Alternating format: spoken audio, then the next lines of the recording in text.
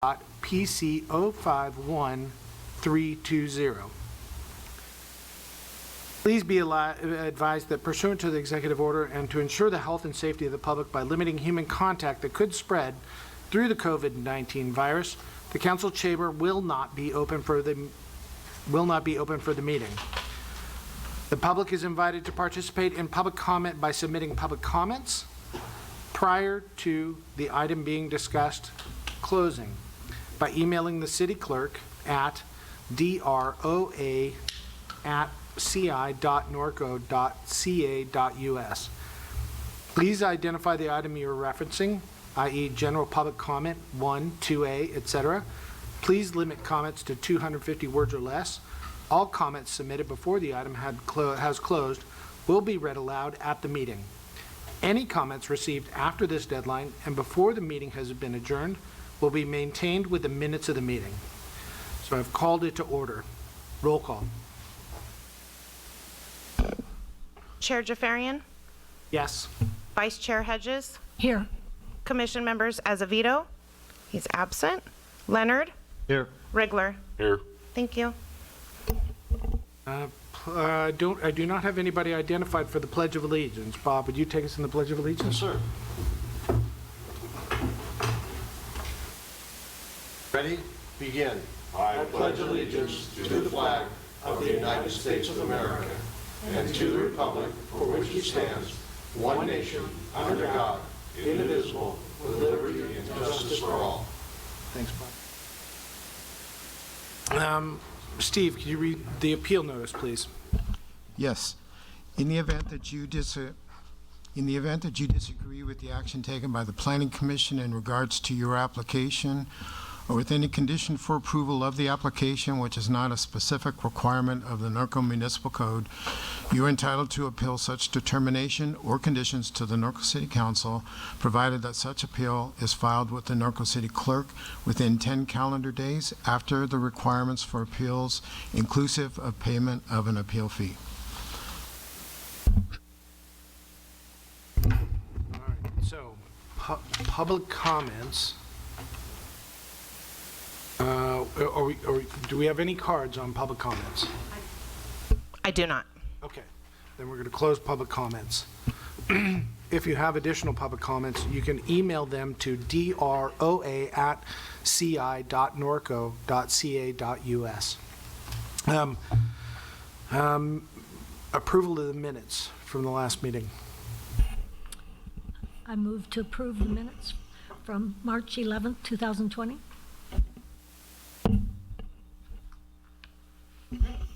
I'll second. I have a motion from Vice Chair Hedges and a second from Member Leonard. Chair Jafarian? Yes. Vice Chair Hedges? Yes. Commission members Leonard?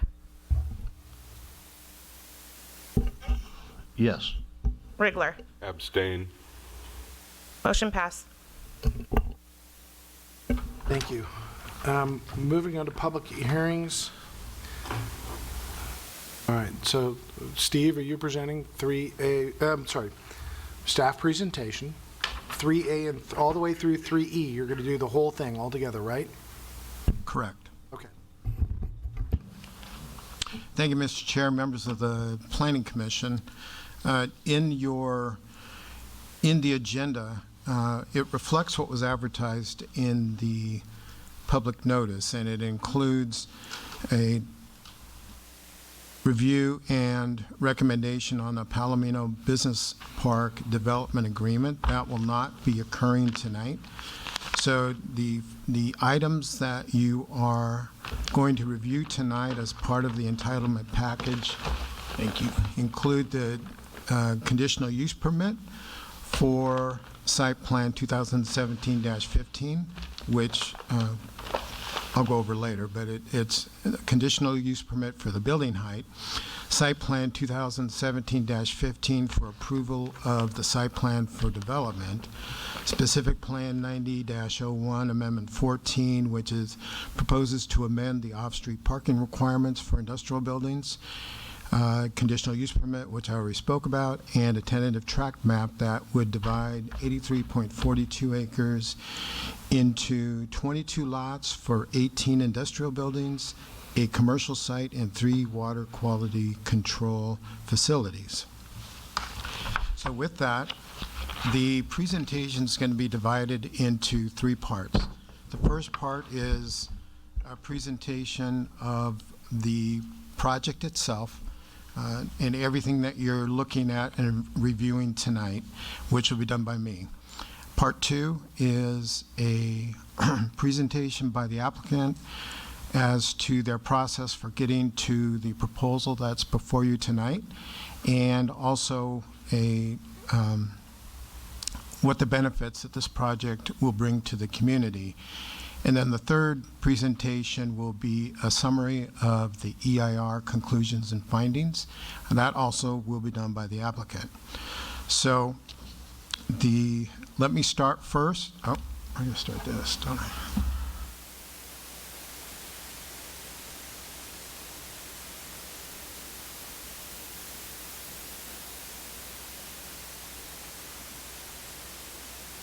That? Oh, there it is. Wow. And then the center. Okay, so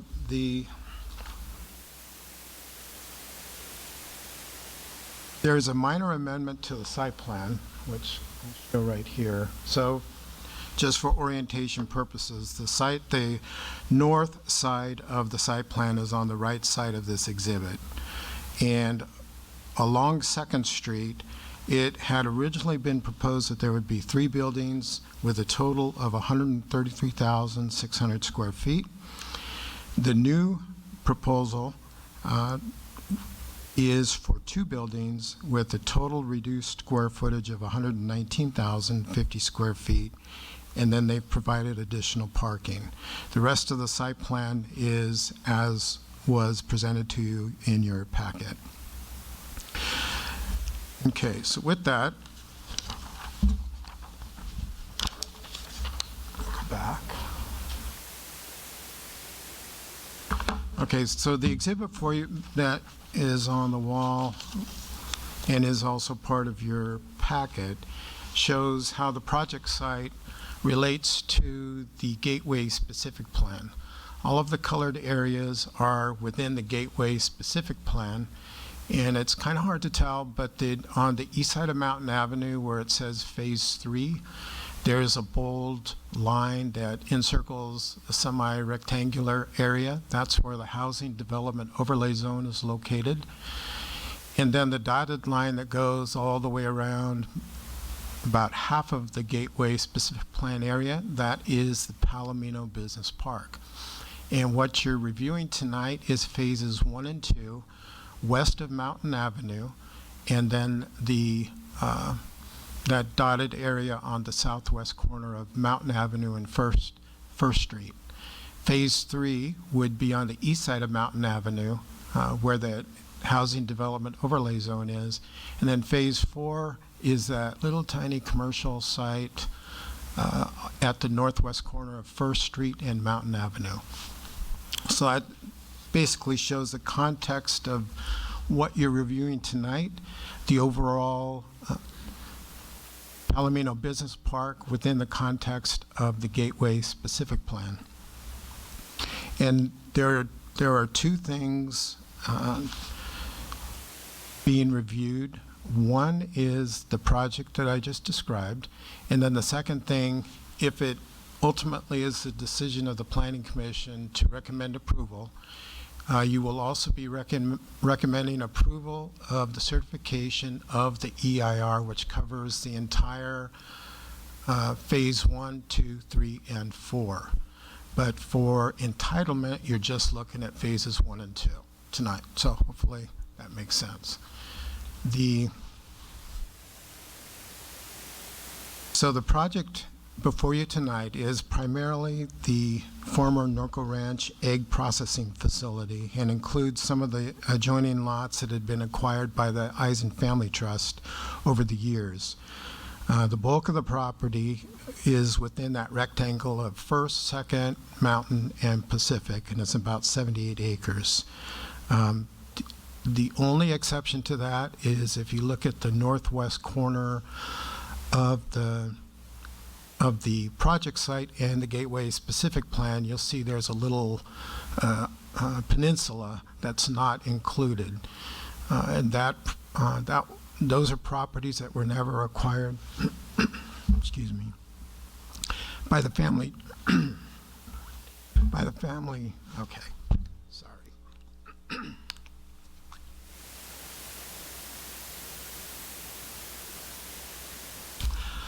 Okay.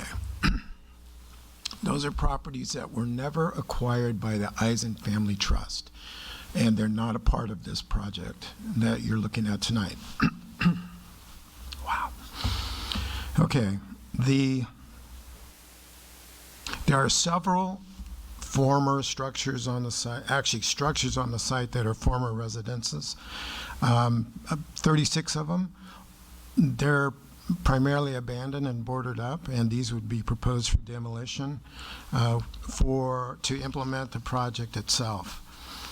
And a discussion of existing buildings, I'll discuss that a little bit later. As I indicated, there are a total of 18 buildings that are being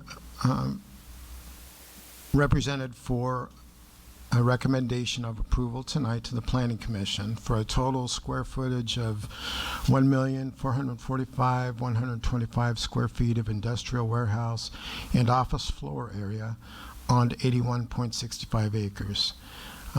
And then this area also includes 3 water quality control basins that would be part of Phase 1. The manufacturing is anticipated to be approximately 15% of the total square footage, and the CUP that I've already spoken about is requesting that the industrial buildings be allowed to be up to 50 feet tall. The specific plan allows for a 35-foot maximum height unless the applicant determines to apply for a conditional use permit, which they are doing with this project tonight. And then the 3-acre commercial site is, as I indicated, not being proposed for development at this time at the northwest corner of First Street and Mountain Avenue. That would be the 4th phase. And we don't know who the future users or buildings will be for that site. That'll be determined later. Architecturally, the buildings are proposed to be painted earth tone, concrete tilt-up walls with office elements that incorporate farmhouse window treatments, pop-out trims, farmhouse porch elements, and canopies to add some design to the buildings themselves. The land use for the project is consistent with the Gateway specific plan for industrial manufacturing, for the industrial manufacturing uses. And it's primarily that rectangle bounded by First, Second, hey, how'd that happen? Oh no, that's it, okay. First, Second, Mountain, and Pacific. And then the commercial site that will be part of future development. Also, just to reiterate, they have 5 acres that is on the southwest corner of Mountain and First, which is a proposed water quality control basin. It's on the left side of this exhibit. That would also be part of Phase 1. And then getting back to, again, the east side of Mountain Avenue, which is not being entitled or requested for approval tonight. That's, if you look at that hashed area, which is on the bottom of the exhibit, that's where the HDO zone is located, Housing Development Overlay. And one of the requirements in the municipal code for that zone is that prior to any development of the underlying zone, which in this case is the industrial district of the Gateway specific plan, prior to that, the 50% of the acreage has to be developed with housing density up to 20 units per acre, or starting at 20 up to 30 actually. And so they're not prepared to deal with that issue yet, and so that is why that is proposed as Phase 3.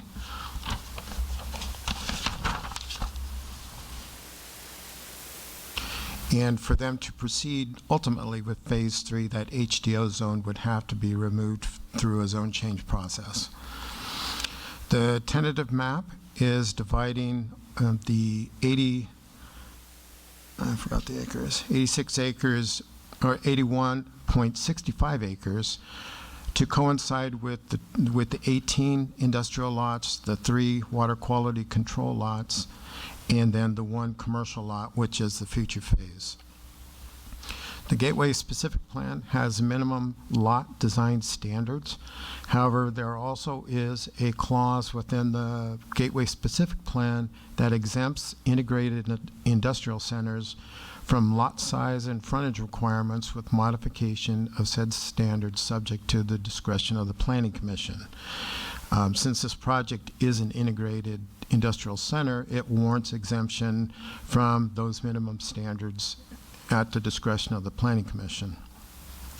All of the lots do meet the requirements with the exception of some building setbacks on First Street, Mountain Avenue, and Second Street.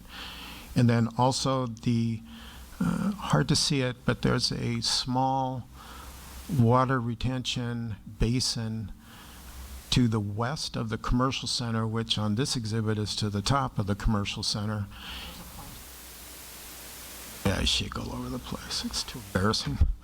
So the that one doesn't meet the minimum lot width requirements. So the that also would be subject to the discretion of the Planning Commission in approving the integrated industrial center.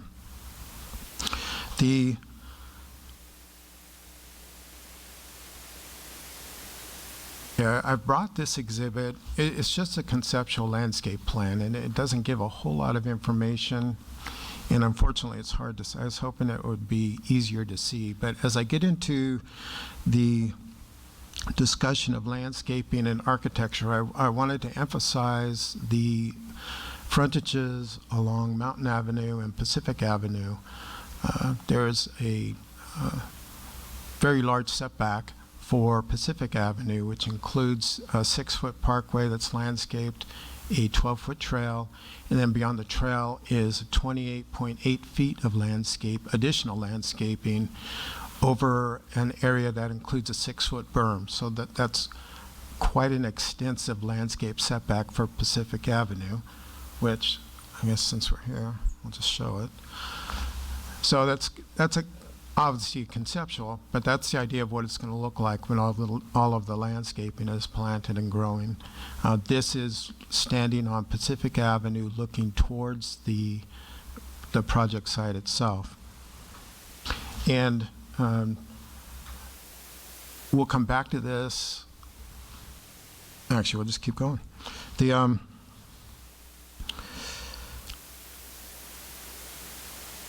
And I need to emphasize, before I go farther, is that all of the project entries are, the main project entries are on Mountain Avenue. The main access, or the main project entry, is mid-block between First Street and Second Street on Mountain Avenue. And then between that main entry and Second Street to the north and First Street to the south, there are secondary access points into the project site.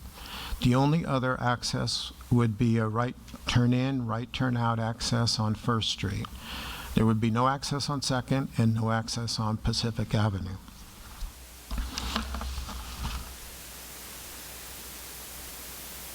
And in addition to the landscaping, there are artwork features being proposed, which the project is conditioned that those have to be approved by the Planning Commission prior to the issuance of building permits. That includes, you'll see in a minute in the architectural elevation renderings, it includes a water tower feature at First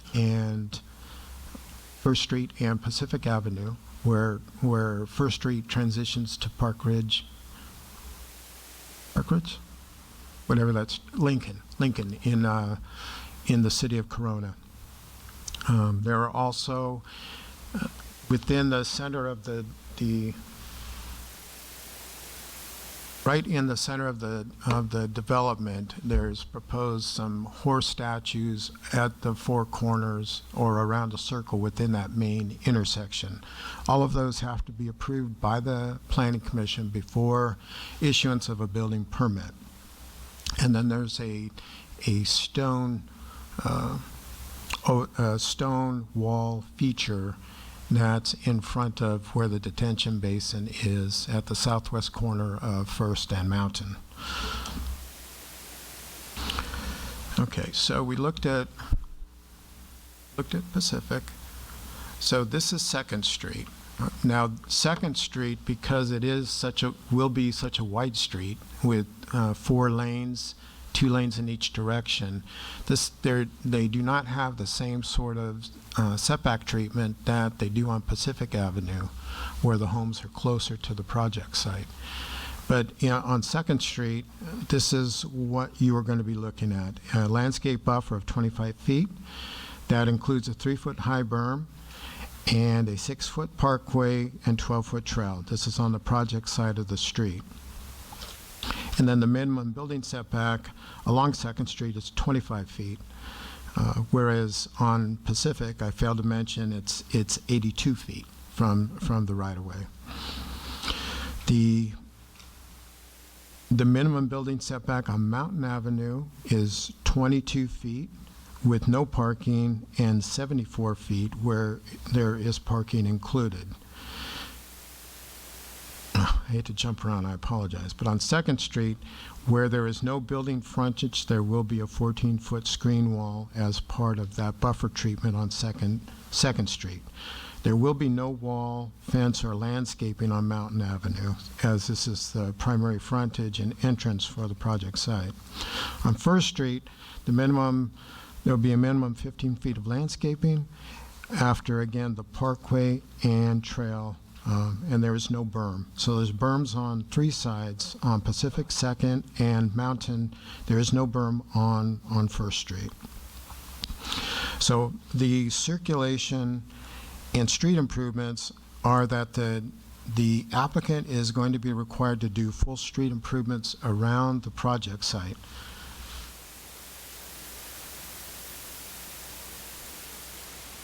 So that includes Mountain, Pacific, First Street, and Second Street, where right-of-way already exists or where it will be dedicated because Caprock has control of those properties or has a path to get control of those properties.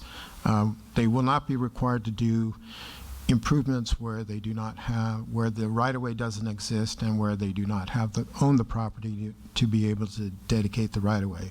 But primarily, we are looking at full street improvements, which is street replacement, not just overlay, but they're going to replace the streets on the pavement on Pacific, Second, Mountain, and First. The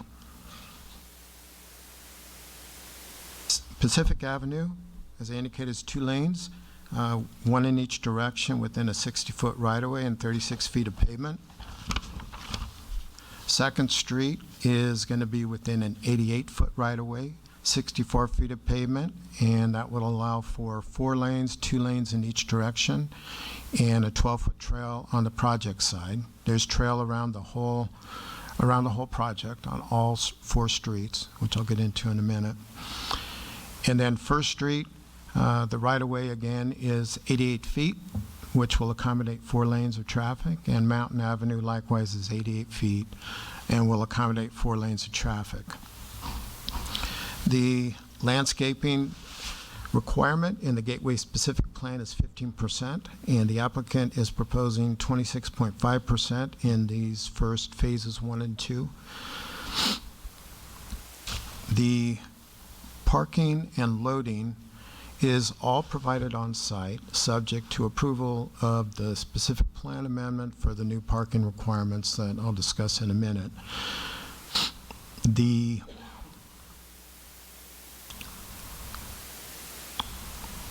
With the new amendment, the parking requirement would be 1,800 parking spaces. This includes trucks and cars. And the applicant is proposing 2,008 spaces. And when the applicant gets to their presentation, if I ever finish, is that for a typical development like this, the number of truck parking spaces would be quite a bit more, and I'll let him talk about that. So the parking amendment, just very briefly, would change the current standard, which is 1 space per 400 square feet of manufacturing and 1 space for every 250 square feet of office, and then 1 space for every 750 square feet of warehouse and storage. The new requirement or standard would be divided into 3 categories. Light manufacturing would be 1 space per 500 square feet, plus 1 tractor trailer space for 4 dock-high doors. For warehouse and distribution, it would start out at 1 space per 1,000 square feet, up to 20,000 square feet, and then after 20,000 square feet, it becomes 1 space per 2,000 square feet, up to 40,000 square feet, and then after 40,000 square feet, it becomes 1 space per 4,000 square feet. And again, the tractor trailer space for every 4 dock-high doors. And then for multi-tenant industrial buildings, it would be 1 space for 400 square feet of gross floor area, and then 1 the tractor trailer space per 4 dock-high doors. Now, getting on to the historical analysis, this is actually part of the EIR, but I wanted to, since it's part of one of the city's commissions that did review this project, I wanted to bring it in for discussion now. There are 67 existing parcels in the project site, and of those, 3 include structures that meet the definition of a historical resource and remain locally eligible for designation under Municipal Code Title 20 and under the criteria of the California Register of Historic Resources. The buildings referenced are the Eisen's former residence, the Eisen's garage, the original egg processing building, and there are 4, I said 3, there's actually 4, and the modern egg processing building that was built in 1965. The structures on site are vary in terms of what status they're in and their survivability, but they do meet the criterion 1 for an association with poultry farming in Norco, and then for association with Harry and Hilda Eisen, who are regarded as pioneers in the poultry farming business.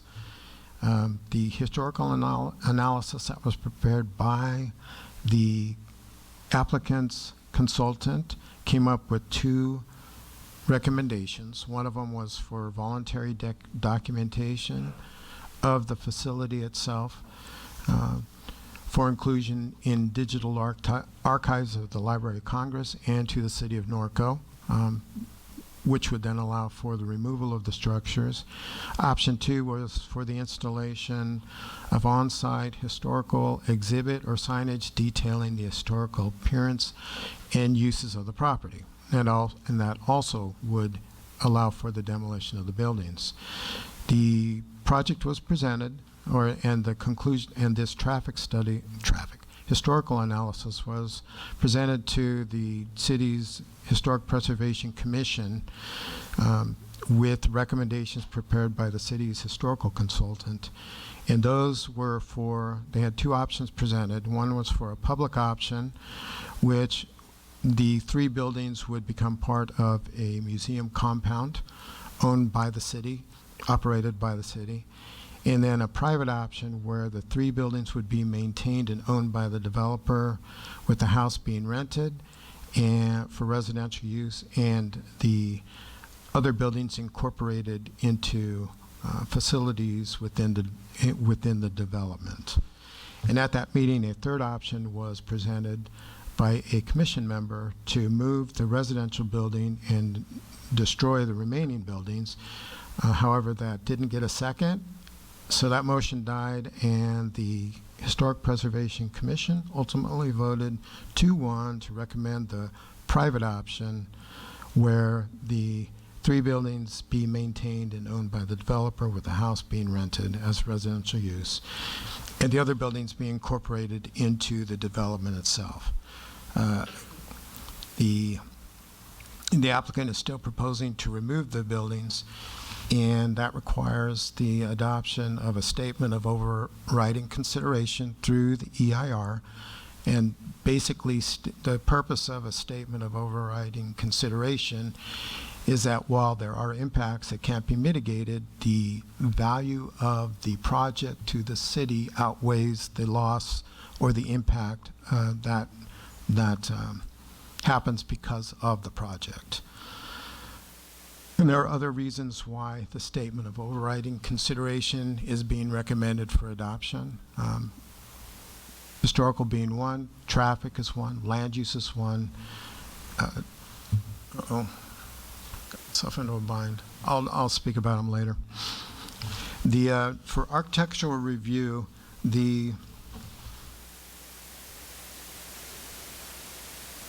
so before I showed the elevations, I wanted to make sure that as I already stated, point out the rows of trees that are along Pacific and Mountain Avenue. It's hard to see on this, but there's up to 3 and 4 rows of trees along Mountain, and then even more along Pacific. Because when you get to the architectural elevations, it looks two-dimensional. It's hard to picture the depth of the trees on these. But these are how the buildings will look, the elevations of the buildings from Pacific Avenue. And if you look at the second picture on the left, or second picture down on the left, you'll notice the water tower that I already mentioned, which is proposed at First and Pacific Avenue, or that it obviously Pacific doesn't connect, but where First Street transitions to Lincoln into Corona. And then the Second Street elevations on the right bottom, those are the elevations looking from Second Street. The one on the very bottom is the proposed detention basin at the southwest corner of Second Street and Pacific. And these are the Mountain Avenue building elevations. And again, the trees look very two-dimensional, but there's some depth in there with different types of trees and rows of trees as shown on that one exhibit. The applicant provided everything that's needed for the Planning Commission to review the architecture in the application package. They've incorporated some design treatments to kind of incorporate the barn vernacular. This was reviewed by the Architectural Review Subcommittee, and they did, after some changes to the original proposal, they did recommend approval to the Planning Commission.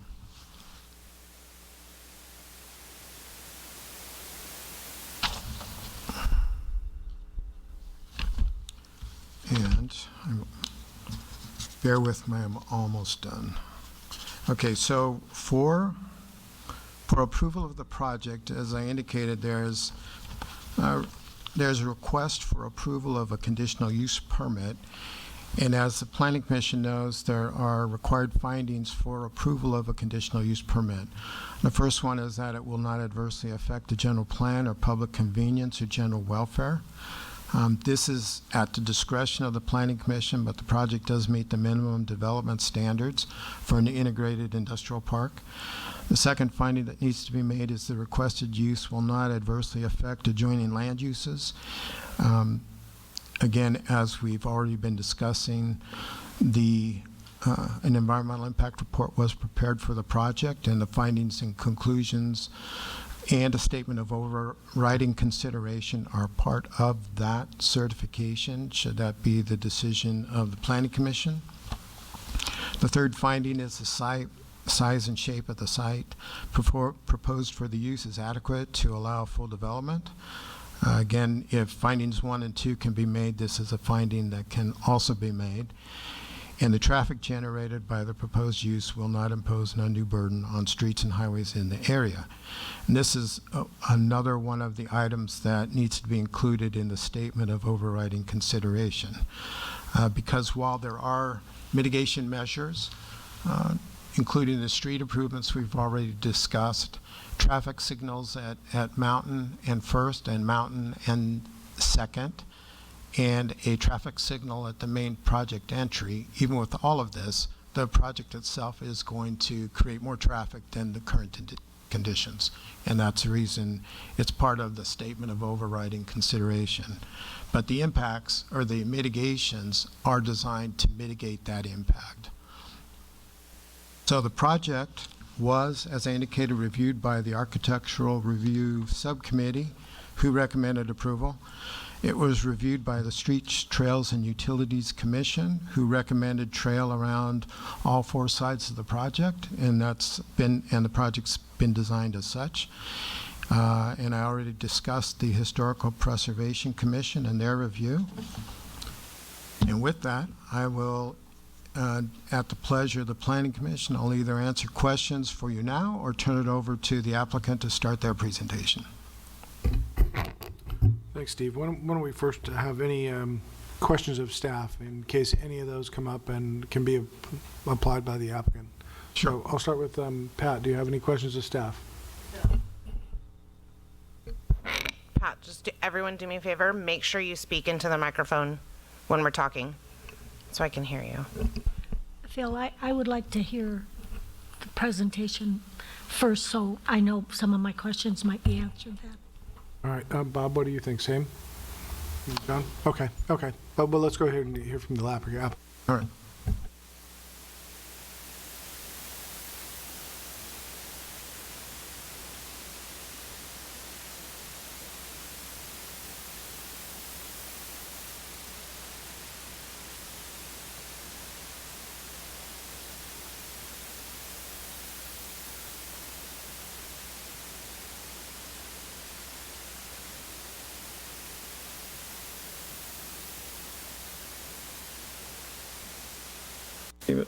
Is this working? Okay. Okay. And do I need this? Okay. Can you hear me well and not too muffled? Okay. I'll lean forward just a little bit. My name is Patrick Daniels. I'm the CEO of Caprock Partners.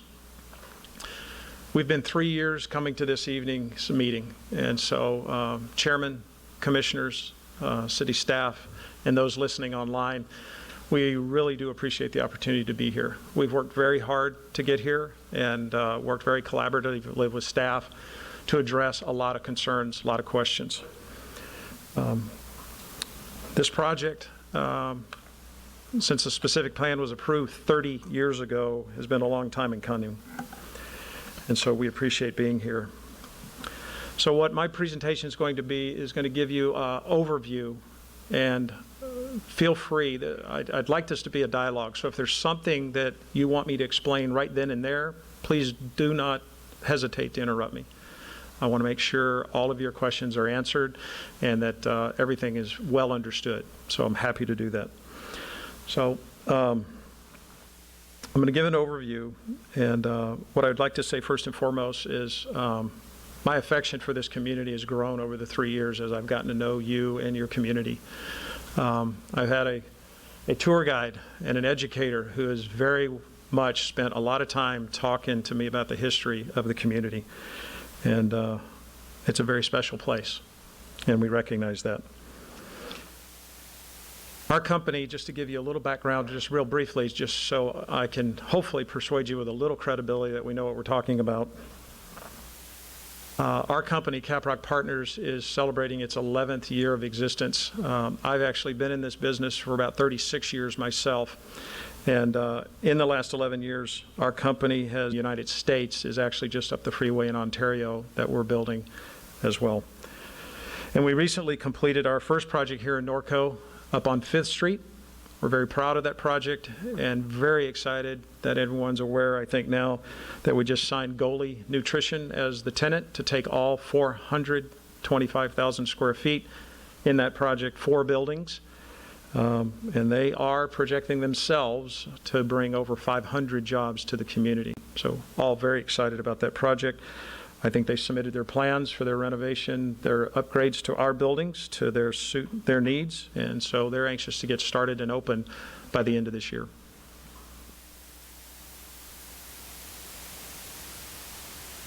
So the next sheet is not a joke. It's exactly what we started with. We recognized that this project had been 30 years in coming, and that many people had tried to take different runs and different ideas about the property and what it should reflect and what it should have as part of its development. So we started with a different approach. We started with both of our ears wide open and our mouths shut, and we wanted to learn. We wanted to hear. And we listened a lot. We had a lot of different meetings. 2 years ago, after listening to city leaders and city staff, we invited the neighbors to come and speak and share their thoughts and their concerns and their ideas of what they would like to see here. We also shared with them what the Gateway specific plan called for, and that it was our intent not to change that specific plan in the buildings that were envisioned and the zoning that was envisioned. So we held 3 neighborhood meetings. We sent notices and invitations to the neighbors within 1,000 feet, so well beyond the notice required for a public hearing of this nature. And we had 3 separate. And they could attend all 3 if they wanted to, or we had targeted for the neighbors to the south, predominantly neighbors then to the west, and the residential neighbors to the north of 2nd Street. And we got a lot of feedback. Some concerns, but also some saying we recognize it's project, something needs to be done with the property and it's long overdue. They also highlighted for us, very interestingly, that the existing warehouse that is there was causing some concerns for them, and they wanted us to address that and make sure we were sensitive to noise that they heard from the current operation, the visibility of trucks currently seen on that property, and some of the other things that you wouldn't recognize today as a modern industrial facility. We then also went and met with the Horsemen's Association, we met with Rural, and we also met with the Chamber of Commerce. We started to catch a vision of what the property was going to look like. And at that point, we needed to make sure we were in line with what staff in the city wanted us to do. So we met with Streets, Trails, and Utilities the first time and got input there and found out horse trails needed to be on 4 sites, not just 3. We also met with members of the historic as well as architectural committees and started to refine the property, refine our design. So just as a summary, what we did here is we heard minimize truck impacts. They did not want to see some previous ideas of a trucking facility. So we knew that we needed to screen truck courts, because right now you can see trucks just driving by at the existing warehouse. We heard we didn't want big buildings, so we're going to limit the building size to the size of buildings that are already in your community. We also heard we wanted to have minimized truck movements, especially trying to minimize trucks using 2nd Street. And we've done and worked in city staff as best we can to address that. We also heard they wanted further reduction of dock doors. Normally a project like this, as I mentioned, we've got 3 million square feet under construction on Ontario. And if we had similar types of buildings and a similar facility on this property, we'd have upwards of almost 300 truck doors on this facility. And right now what you have before you tonight is only 133 truck doors, and they're also screened. We also heard we wanted to respect the Norco Horsetown USA culture. So we started learning about that. We drove the town. We drove around the community and looked at the different components architecturally that different types of projects, not just industrial, but also retail and some of the office parks, and tried to incorporate some of those that were appropriate for an industrial business park.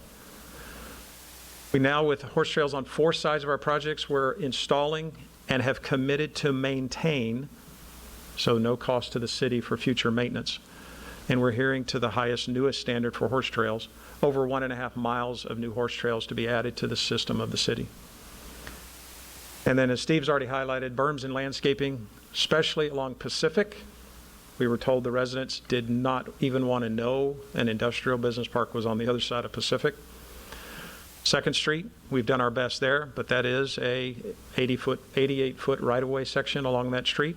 But you do have berms, significant landscaping there as well, and relatively smaller buildings compared to the other project along 1st and 2nd. So we've concentrated, relatively speaking, our larger buildings, again, which match are smaller than what you already have in town. And it's also smaller than the existing warehouse that's there today, is our largest building. Traffic, we've heard loud and clear, that's also very, very important to the community. So there is no access to Pacific. There's no access to 2nd Street. There's only a right in, right out, and limited access on 1st, and that's to enhance the in and out for a commercial center that we heard from the city leaders they want us to provide. So all of the ingress and egress, 99% of our ingress and egress is on Mountain. And that's to help facilitate trips, cars and trucks, to head south, so that Mountain is a 4-lane, looks very similar to Hidden Valley south of 1st. So that is a more attractive and easier flowing access for all visitors in and out of the park. So I highlight restrict the travel on 2nd Street, intersection improvements. As Steve already mentioned, traffic signal at 2nd and Mountain, 1st and Mountain, and then we're voluntarily putting our own signal midway on Mountain at our major ingress and egress to the park. Again, to facilitate very good controlled flow of traffic. No access on Pacific and 2nd, I've already mentioned, and only the limited access on 1st Street as well. We also heard that the city wanted us to try to do everything we could to enhance our ability and facilitate companies to move here to generate sales tax and property tax values. Also, the cost per square foot of building these, for us, relatively smaller buildings, is more expensive. And so that will benefit the city long term in higher assessed values for the tax revenue that they'll share.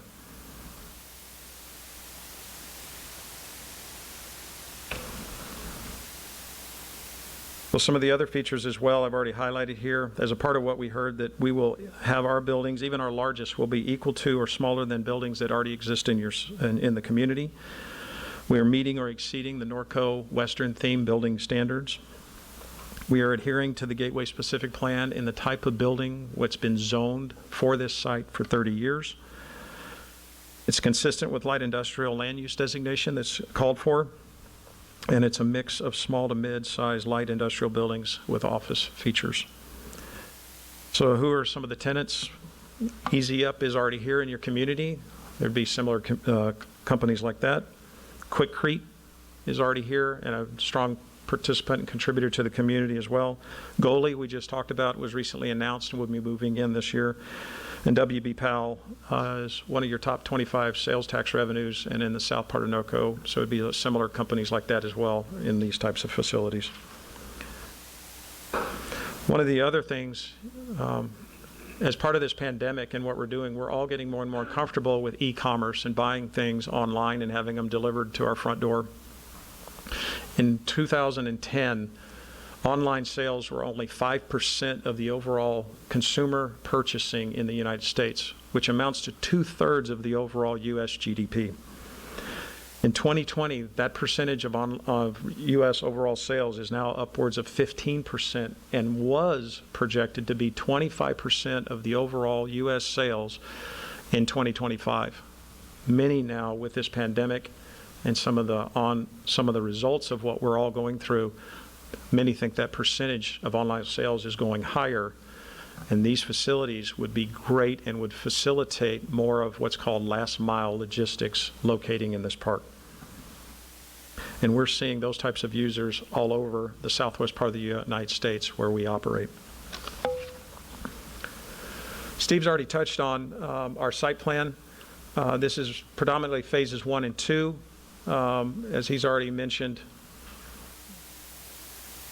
there we go, Pacific, no access here, heavy landscape design, horse trail completely around this edge.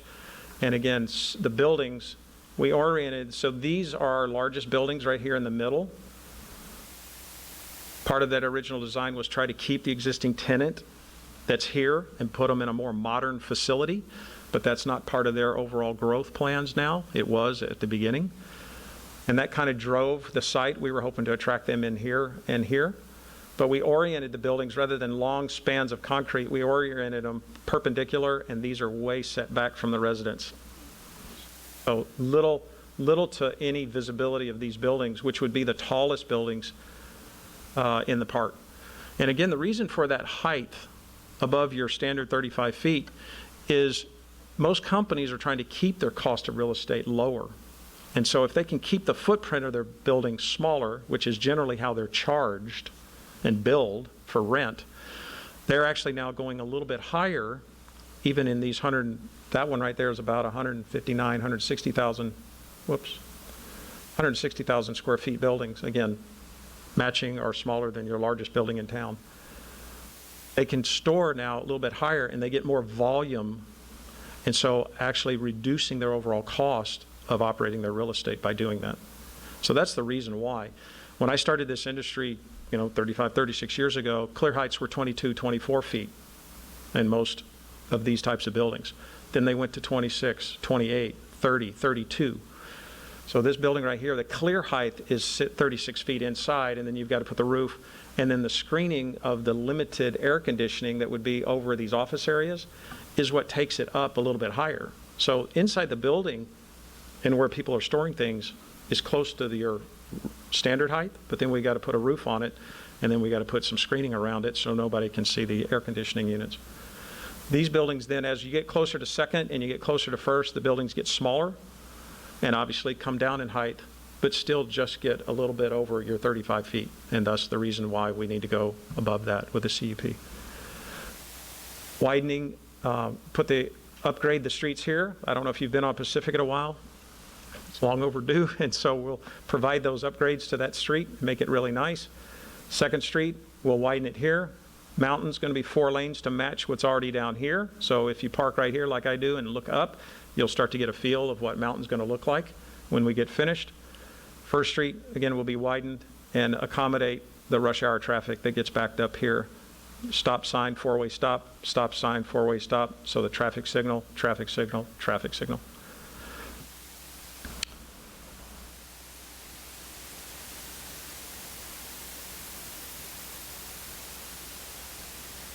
I want to make sure I hit my notes here. All right. Steve's already touched on this. These are the setbacks and architectural renderings for what the horse trails will look like. Again, we're going to have over 1.5 miles of new horse trails, and then landscaping even to buffer those areas from the buildings when they're built.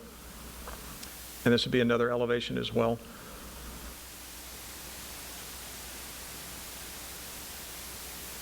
So as Steve touched on, what's required by state law under CEQA, California Environmental Quality Act, after we listened to a lot of people, we took our site plan and our proposed development and had to conduct an EIR. And so as a part of that EIR, you already know this, but maybe some people listening don't understand that 21 environmental topics are analyzed and addressed, which include almost 186 threshold questions, so that a thoughtful examination of all the potential impacts of this project on this site as well as the surrounding community. It's supported by 16 project-specific technical studies. So these aren't things we just do ourselves. We hire experts that specialize in all 16 of those areas to have those reviewed and work in conjunction with city staff to make sure everything is done according to the state law and as well as staff's requirement. You see the categories there that are all addressed in all those technical studies. Most of all those categories have less than significant impacts in the way we've oriented the buildings, designed, and listen to the results of the technical studies and make sure that we're not significantly impacting our project and the community surrounding it.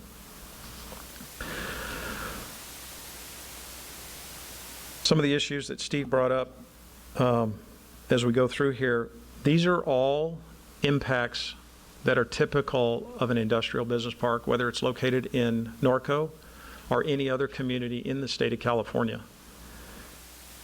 So to address these, and these are the three that pop up that are not identified as less than significant. And this would have been typical of a project, whether it was built 30 years ago, 20 years ago, 10 years ago. And the benefit now is we're building and designing to the highest standard of environmental quality the state of California has ever instituted. So with that, to address air quality issues, all outdoor handling equipment will be powered by electricity or non-diesel trucks. Trucks will be year 2010 or younger, so they have more of the latest pollution control devices on the equipment that are being used and driven in and out of this facility. We've heard from the neighbors also that there's a number of idling or reefers, or the refrigerated trucks that continually run at the existing facility and cause noise and emissions. We're self-imposing as a part of our air quality report.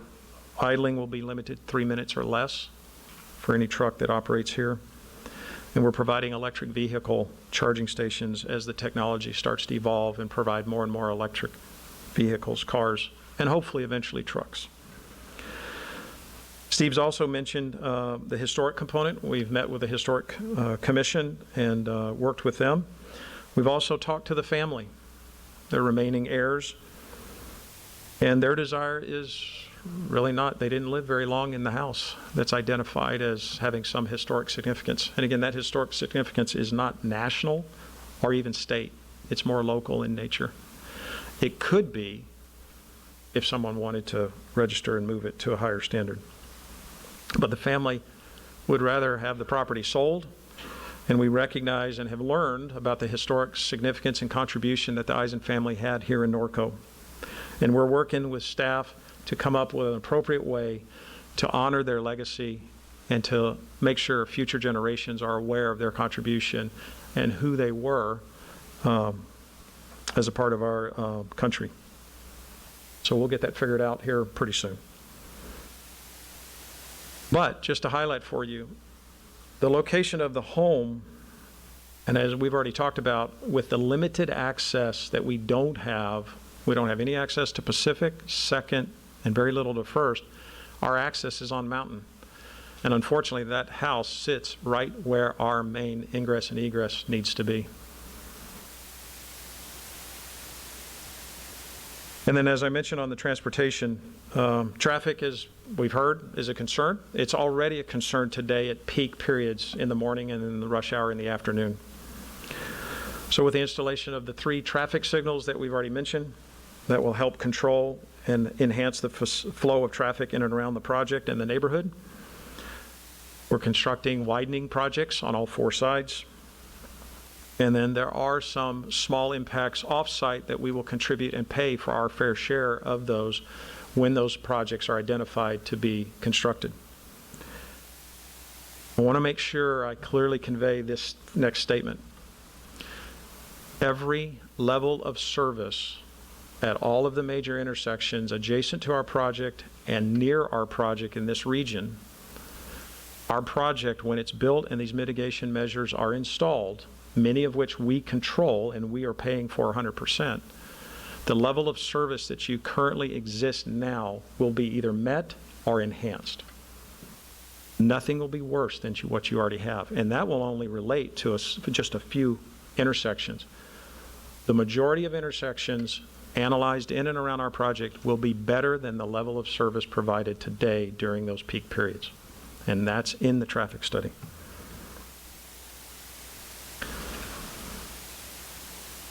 Sorry, I didn't keep going. So, project benefits.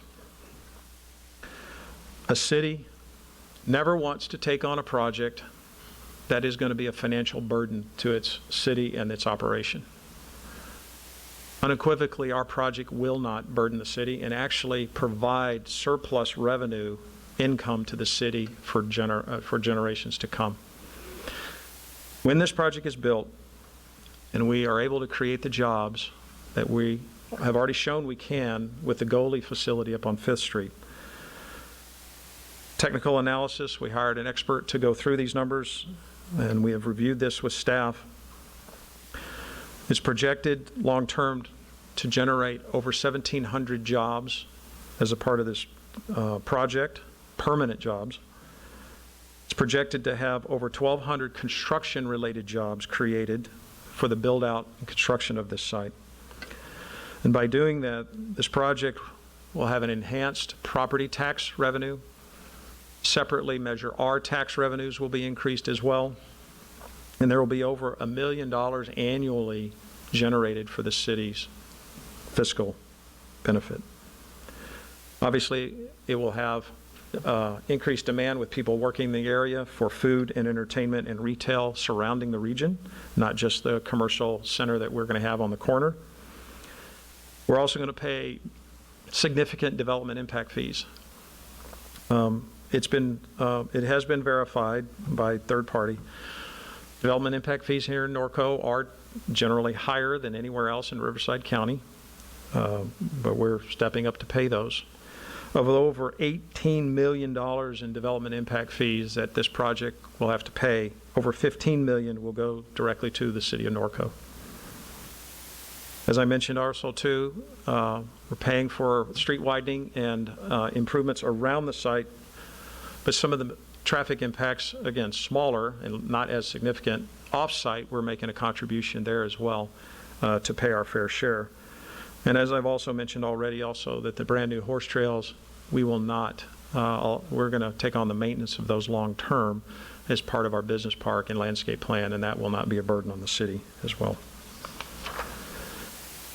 So even though right now we don't have the ability to identify who's going to be here in these projects, we have millions of square feet of industrial. We've already completed a 425,000 square foot project for building, similar size building in your city. And Goley Nutrition is there, so that's one idea, one type of tenant. But we would envision a very flexible, so we want to design these buildings so they attract as wide a net of users and companies that are, many of them are being forced out of more coastal counties because of higher and different uses and some of the obsolescence that some of the existing industrial facilities are experiencing. For example, in Orange County, 20% of the inventory of industrial has gone away in the last 10 years because those old industrial sites have gone to apartments, office buildings, and other types of uses than industrial. And many of those companies are experiencing that and need a new home. And Norco is perfectly located for those types of companies. So light manufacturing, assembly, e-commerce, last mile logistics we already talked about, small distributors, some warehousing components, design custom fabrication, we already talked about, you have some of those already here, construction building suppliers, and general service companies as well. Common trait for all of these, by design, there's fewer truck doors offered for them to have and use, few trucks in and process, more smaller vans and trucks if they need those for deliveries. And the building sizes, again, from our perspective, are relatively small. As part of the 3 million square feet we're building right now, the largest is 1 million square feet. So the largest building proposed here, 8 of those would fit in the one building we're building just up the freeway. And then Goley, again, we've already mentioned, but very exciting. Many of us are already starting to see their ads pop up on TV. And again, they're excited to be a part of the community and projecting to generate 500 jobs. Sorry to take so much time, but it is a very exciting project we're very proud of. We've worked very hard to get here. And so we're here to answer any and all questions that you might have. I do have some of our great team that are experts in their fields. And again, if things get real technical, we can provide the specialist to answer those questions. So thank you very much for your time this evening. Thank you, we appreciate it. Any questions of the applicant? I'll start with you, Pat. Yes, your air quality, operational and cumulative, how do you control that a truck is 2010 or newer and that a truck does not idle more than 3 minutes? Who We does build- that? Yeah, so the 2010, part of that's now being governed by state of California. Most trucking standards are driven from the Port of LA, part of Long Beach. That kind of sets the standard for the industry. And I believe it's by 2022, 100% of trucks on the freeway will have to adhere to that. Our project opening will be beyond that date.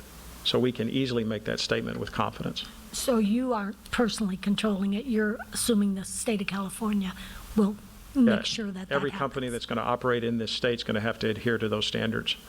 We will have language in our leases that remind them of those standards. So And how about the idling? idling, that will be part of our standards, and they'll have language in their leases that'll have that.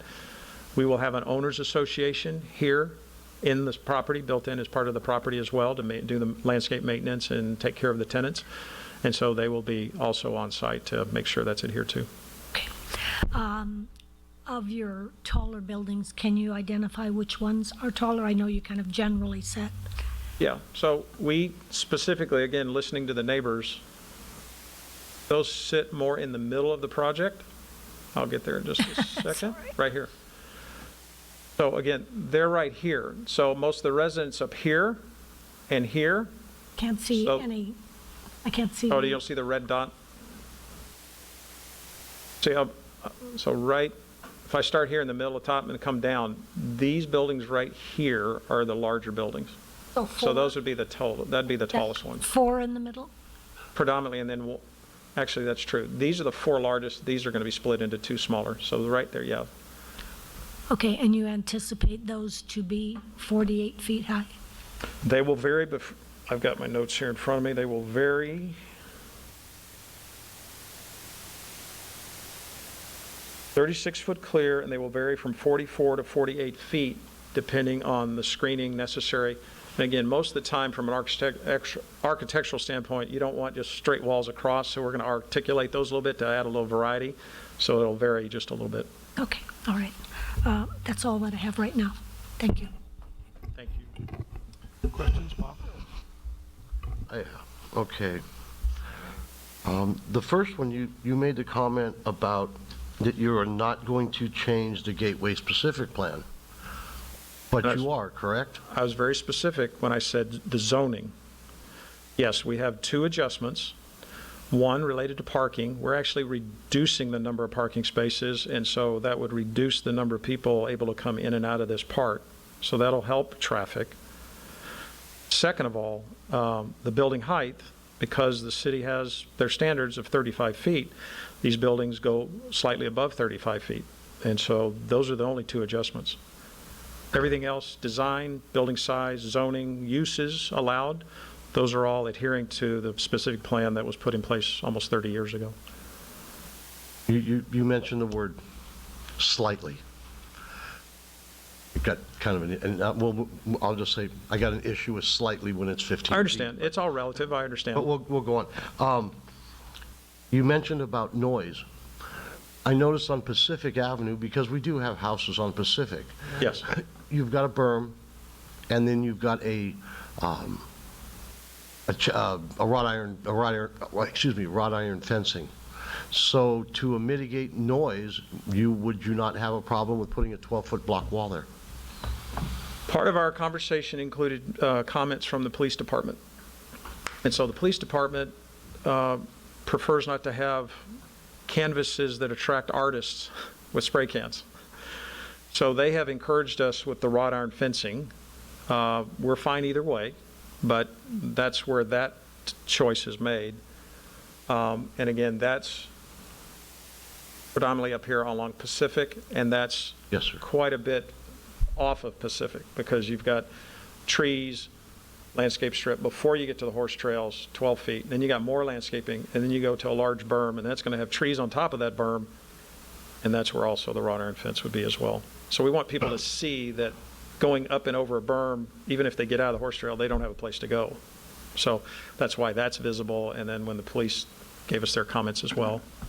I'm not sure if you can answer that or somebody else. We're talking about street level. I'm sorry? We're going to talk, well, I'll say something about street level. So you have a street level. And I noticed here, you've got the building pad is over X amount. What, if you have a 50-foot high building, what would be the elevation from street level? So if you have if your pad is up 10 feet, so really then the building is 60 feet 60 feet from street. Do you know what that pad height is going to be?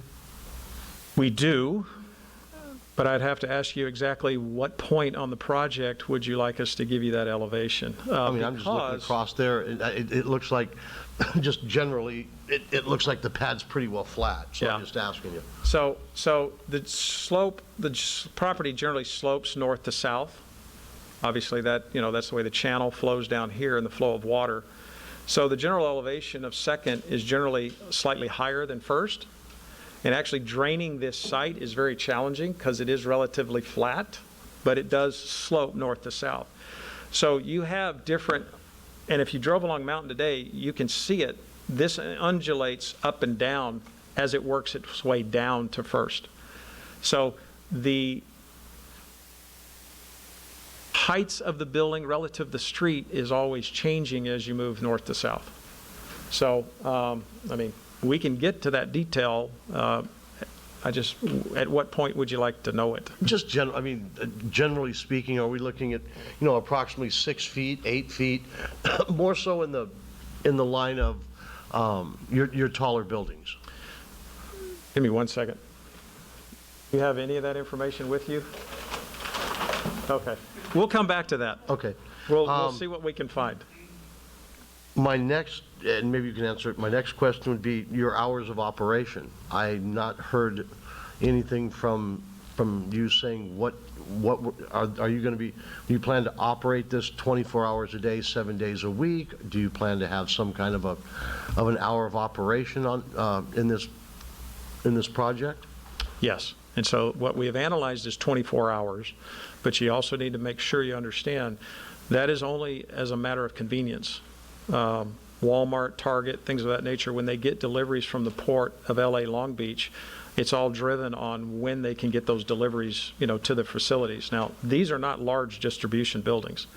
So the odds of someone needing deliveries at night are very, very low.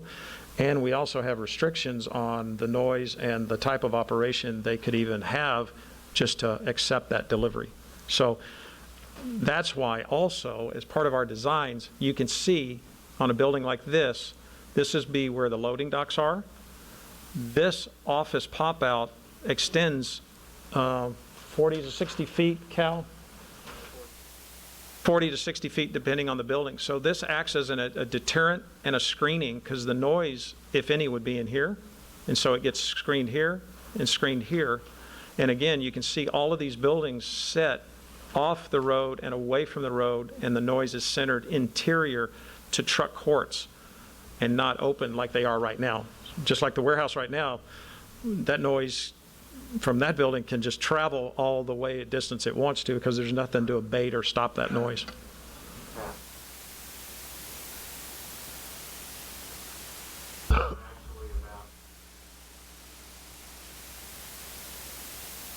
$40 to $60 right here, right? The buildings along.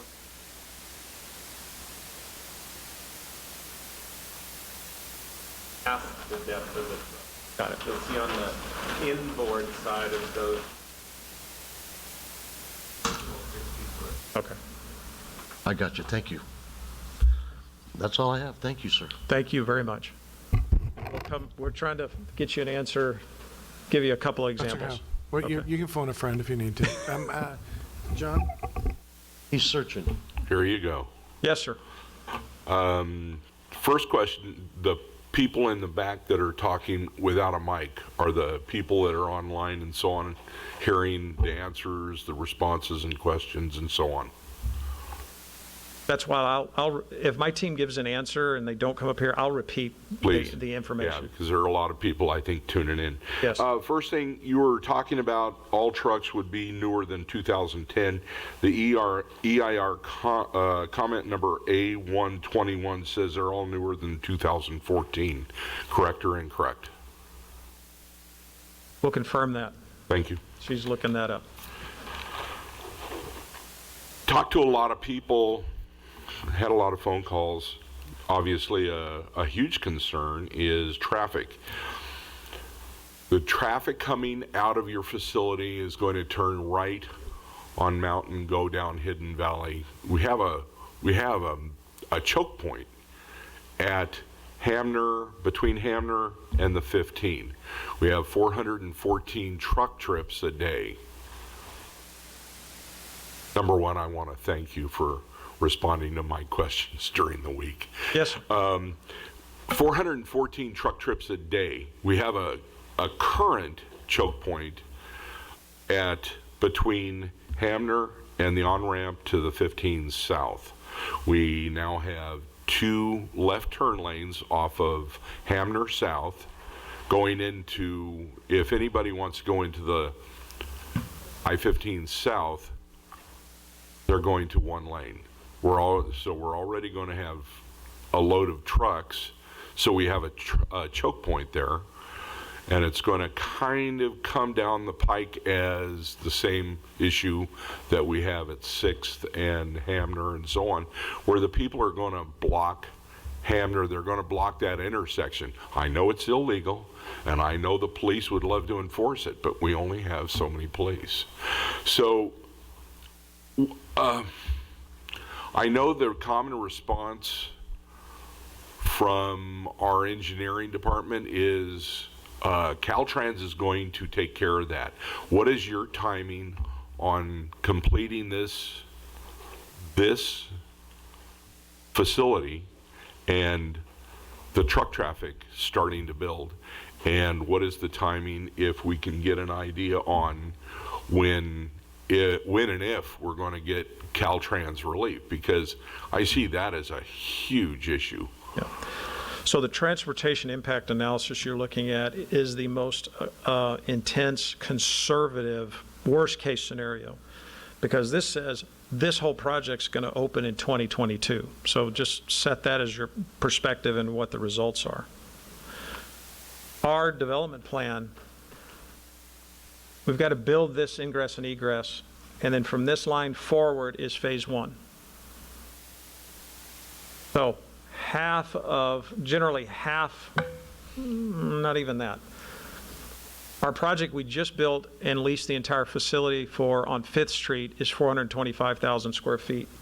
I believe this area is generally about 700,000 or 800,000, so half of this is still going to be that size or smaller. The market's going to dictate, once we build this, how fast then we're going to move into phase 2. The other thing that impacts whether all of this phase 2 gets built is this channel improvement, and that's in the control. City's working with the county to get this built, and I don't think the county moves fast at anything. No. So we would like, and again, I'm a very optimistic person, otherwise I don't know why I'm in this business. We hope that we can start construction here end of or early next year, and it will take a year to build. So that puts us opening in 2022 with less than a third of the whole project that's been analyzed under the traffic impact analysis here. Then we would hope this maybe can get leased and occupied in 6 to 9 months. But again, we're moving into a recession right now. We'll see how quickly we recover. And then we got to go build this and take this a year to be built.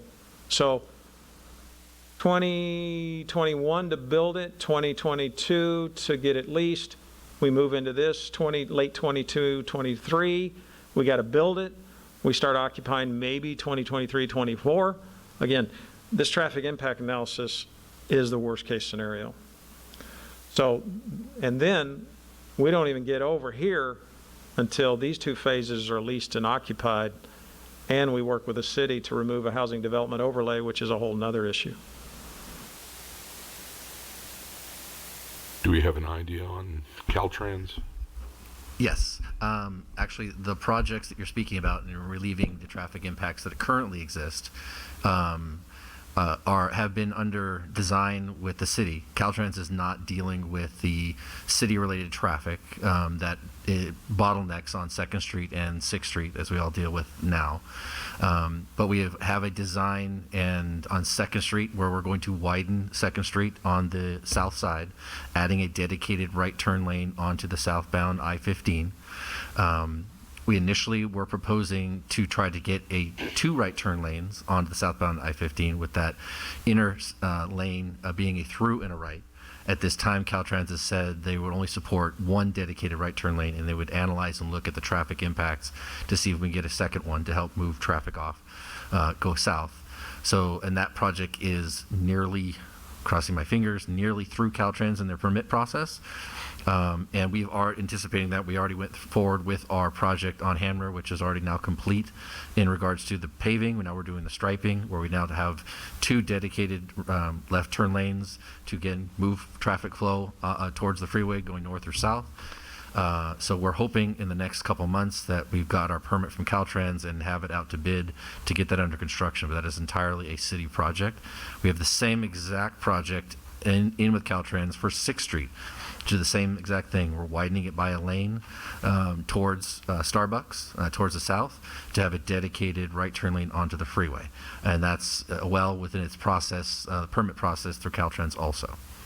Okay, let's go to the choke point at Hidden Valley between Hamner and the 15. You have 2 left turn lanes coming off of Hamner. You have 2 lanes coming down Hidden Valley. You have 1 lane that's going to turn right onto the 15. That's a definite choke point, and that's going to be a backup. And that's correct. Unfortunately, plans. there's not enough real estate to add any lane because of the elevation issues related to the gas station that's next door. We looked at that as if we could combat that and add another widening in that area, but unfortunately there's just not enough real estate that we could even obtain to effectively add another lane. Okay, thanks. Do you by any chance know what the current traffic rate is, the truck rate out of the current egg range? Because there's always a lot of trucks in there.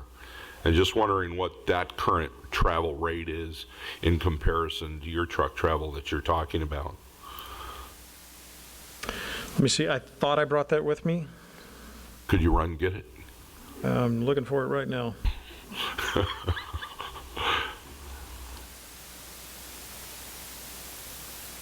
I know there's a lot of trucks in there, a lot.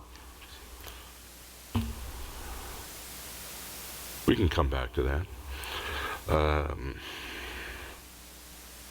The water tower that you're talking about, is that going to be a cell tower like we have behind Hamburg? We'd like to have that additional revenue, but I don't know at this time. Okay.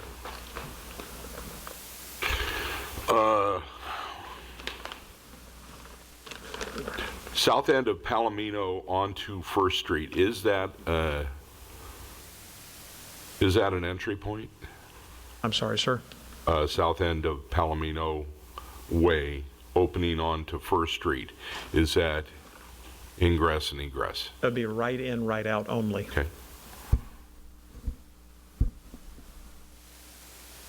Unless I can keep badgering Chad. You have to talk to Caltrans. Let's see. The Eisenhome. You were talking about moving the Eisenhome or demolishing it or something like that. I don't see that is anything that anybody would want to go into and do an ooh and an ah. But the Eisen family is such a substantial name in Norco, and what they went through to get to the United States after being in a concentration camp and so on. We would need to do something substantial to recognize them. And I just need to make that statement that it, you know, as far as that being a historical monument or something, I'd rather see something going into the Norconian, but the Eisen name has to continue. Let's see. Yeah, we would agree with your assessment and the contribution of the Eisen family. Yeah. Again, as I mentioned, we're working with staff to appropriately recognize them. Huge, huge name. Coming out onto Mountain, how will you divert and keep traffic from going down to Second, which we already have a major traffic problem there too? We have a traffic problem, and we need to figure out what's realistic as far as keeping our traffic issues in hand. So as I previously mentioned, the overriding statement is the level of service that you're experiencing now will actually be enhanced with the full build out of our project and the mitigation measures we're obligated to put in. Now, other than putting a barricade up there and saying there's no access to that point, which I don't think that's an option.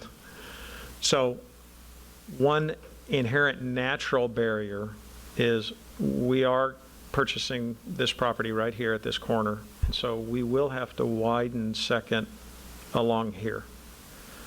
But we don't have control. So what you've got is Second Street coming up to this point in front of Easy Up and in front of that small industrial park. We don't own the property on the north side of Second here, and I don't know the timing of when that widening.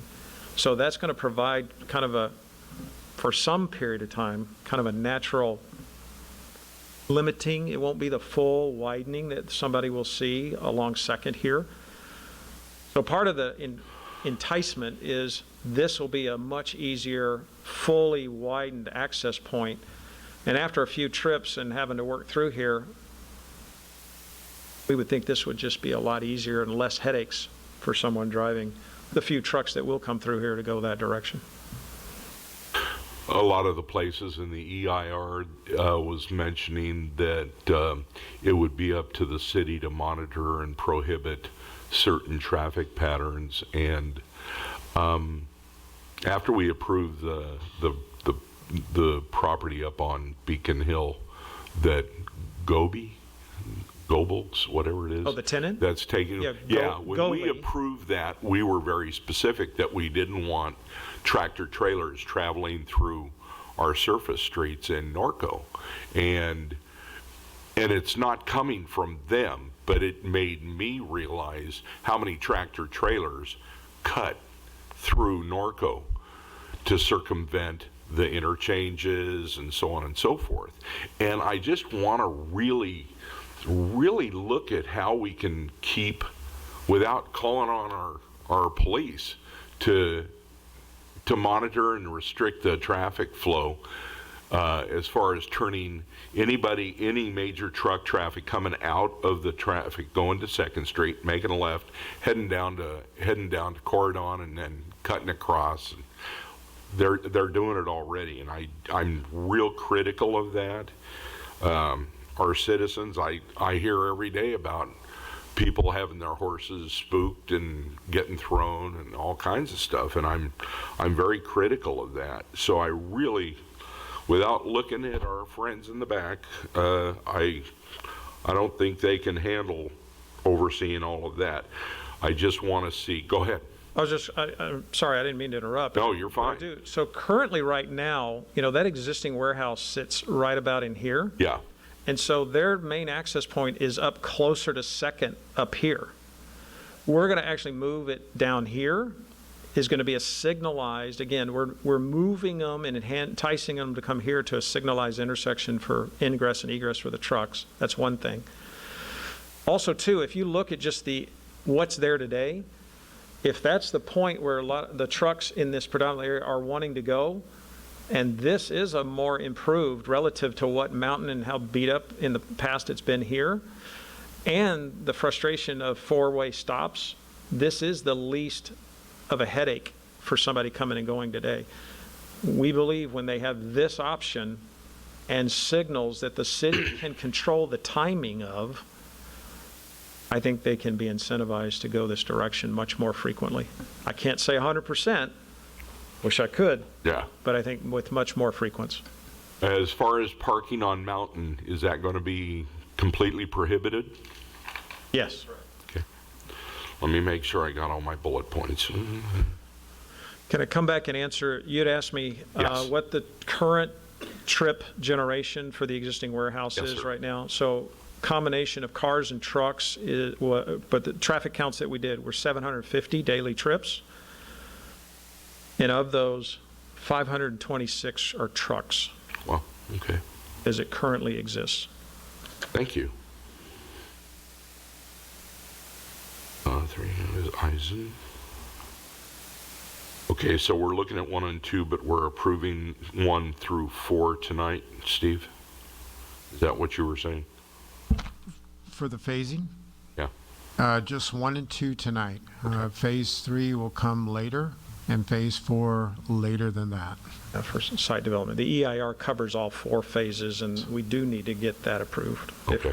if so, and moved. Perfect. Thank you. I'm done.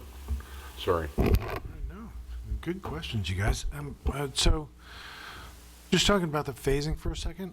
So, when I'm looking at the staff report, it says that all street improvements, I'm assuming all off-site improvements are done at phase 1. That's all trails, that's all street improvements, that's all intersections, all light signals, all sewer, everything gets done in phase 1, is that correct? Yes, let me make sure we clearly convey this. Chad's beat that drum for a long time. Pacific, absolute 100% yes. It'll look exactly the same on day, Correct. but phase 1 as it will at phase 4. If I'm saying anything wrong, speak up. Okay. Pacific, 100%. Second, 100%. Mountain to about here, 100%. Is that, and you're pointing to like right where the channel comes across? Channel. Okay. So we've got a lot of coordination. We're going to have a lot of fun and a lot of time with Chad and his team, working with the county, timing, all this evaluation, engineering design, and when this gets built. So the width will be provided, Okay. but we're still probably going to have some work here over time and right here over time. And then we can do most of this. Now, there's a few spots here we don't own some parcels, but we're going to work with staff to get this fully built to our fullest capabilities. And again, I just want to highlight At this least channel. on the phase 1, phase 2 side, you'll do it 100%. On the phase 3 side, wait, I'm hearing Chad, this. Chad wants us to do all on both sides on Okay. Mountain. Yeah, So- he wouldn't negotiate very much on that one. Requirement. There's a reason he does that. So, Commissioners, so the requirement was simply that we want to make sure that all street-related utilities and improvements were done in any phase that they start first. So if for some reason they elected, and this is written this way specifically in the conditions, is that if they decide to do phase 2 first, they still have to do all the improvements around the entire property. It's not, because things happen, things change. We want to be flexible, but we simply made it, everything has to be done on both sides of the road that they control. Okay, so then back to you, and I really appreciate the property that you've done up on 5th and Horseless Carriage. It's a good looking property. Thank you. When you do, let's assume the phase 1 goes the way that we're talking about right now, and it's that north. What does the south side look like but prior to its being developed? Does it stay like it is, or does it get graded? Does it get Grading activity, right? graded for drainage? It could be graded because we were hoping, because to balance this site, we're still working on it, Okay. is the answer. But there's, again, a flat site. We've got dirt coming out of here. We've got some dirt possibly moving here. There's some higher ridges here. We were hoping to grade and, balance this site and minimize the number of times we pick up a spade of dirt. So I guess my real question is, the south side I'm calling it, whatever, Phase phase two, two? this area? Phase two, that's not a stockpile site. It's not it's not where you go, well, I didn't know what else to do with this stuff, so I just dumped it over here. We're not envisioning a stockpile, no. Okay, and then the basin that currently is on the lower left-hand side of there, it says phase one. Correct. That basin has landscape in it? Is that correct? Well, as part of a detention basin and water quality, yes. I guess what I'm saying, it's not a concrete basin. No, but there's some riprap and things of that nature to Yeah. control flow of traffic, but no, it is not a concrete lined pond, lake, or whatever you want to call it. Okay. Yeah, none of them. Yeah, another question, Bob? Just real quick.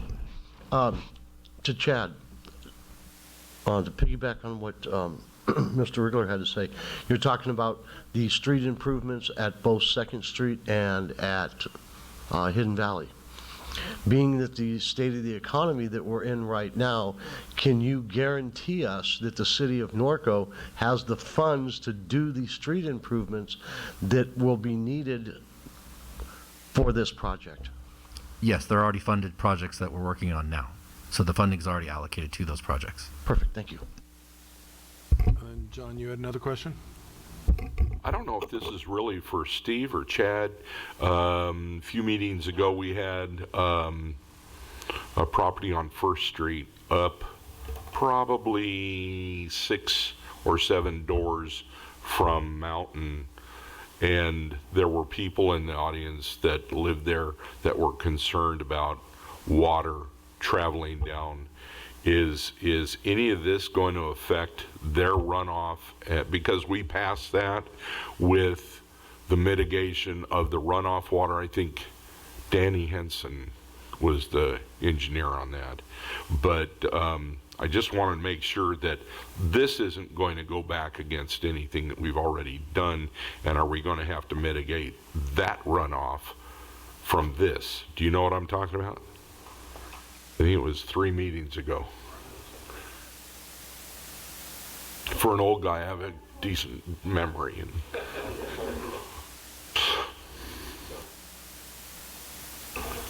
No? It won't have any impact. Okay, thank you. Any other questions of the applicant? Any other questions of staff? I got an answer for Mr. Leonard. So I'll just do the best I can here. So starting in this corner, that slab will be, what are you giving me, plus 3 feet over natural? No, well, Oh, the elevation of the street at Pacific, okay. So this pad right here is 3 feet above the elevation of Pacific. And again, these lines of these buildings are 140 feet from, 180 feet from the homes on the other side. Okay, so we'll start with that. Homes across Pacific are 180 feet before they see the edge of that wall, okay? So that slab is 3 feet above Pacific. This one's 5 feet. Yes, behind a very tall berm in landscaping. This one's 5 feet. This one's 6. This one's 3. 3. Those were the ones I was more concerned with, was the one on Pacific. So I think I was pretty correct then when I thought it was about 5 or 6 feet from street height. So That was what I was asking, so Yeah. that was perfect. I appreciate that. So this one's 0, just the undulation on mountain, 0, 4, 6, 4. I got this right. Or that corner's 0, and then this building here is -5. So it does like this, especially as it gets closer to that channel. Thank you. Great. Any other questions of staff? Yeah. Yep, go ahead. questions of staff. Your construction hours are earlier and later than normally posted. You're saying 6:30 in the morning till 7 at night. Why is that? According to the documentation. It should be the same as what the municipal code is, so we'd have to change that. Yeah, because normally that is not that early and not that late. Right. Okay.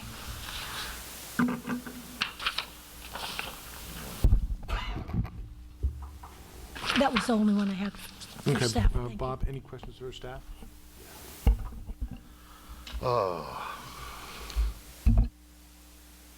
On this, probably his question, on the size of the landscaping, what are the tree heights going to start at from the beginning? They're not determined by the height of the tree, they're determined by the container. So, Yeah. 24 I'm inch. sorry. 24 inch. Okay. Sorry, didn't you have some 36 inches too? Uh, I thought there were 24 and 36 also. That's what I thought. Okay. Now, on the 36 houses that are being removed, is that part of our housing element, Steve? And if so, how do we plan to mitigate the change?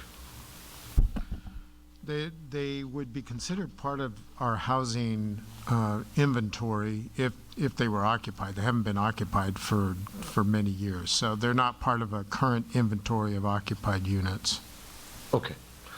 And just to kind of fill that gap, if you don't mind, they're all on month-to-month leases if they are occupied. And so the seller has notified that this project's going to be sold for years and only has month-to-month leases on the few that are occupied. When did we come up with integrated industrial center? I was trying to look that up and I couldn't find it, so I'm trying to find out, is this something that is fairly new? No, it's as old as a specific plan. I can get the reference for you, but it's, No, that's fine. I just couldn't find it, so I had to ask the question.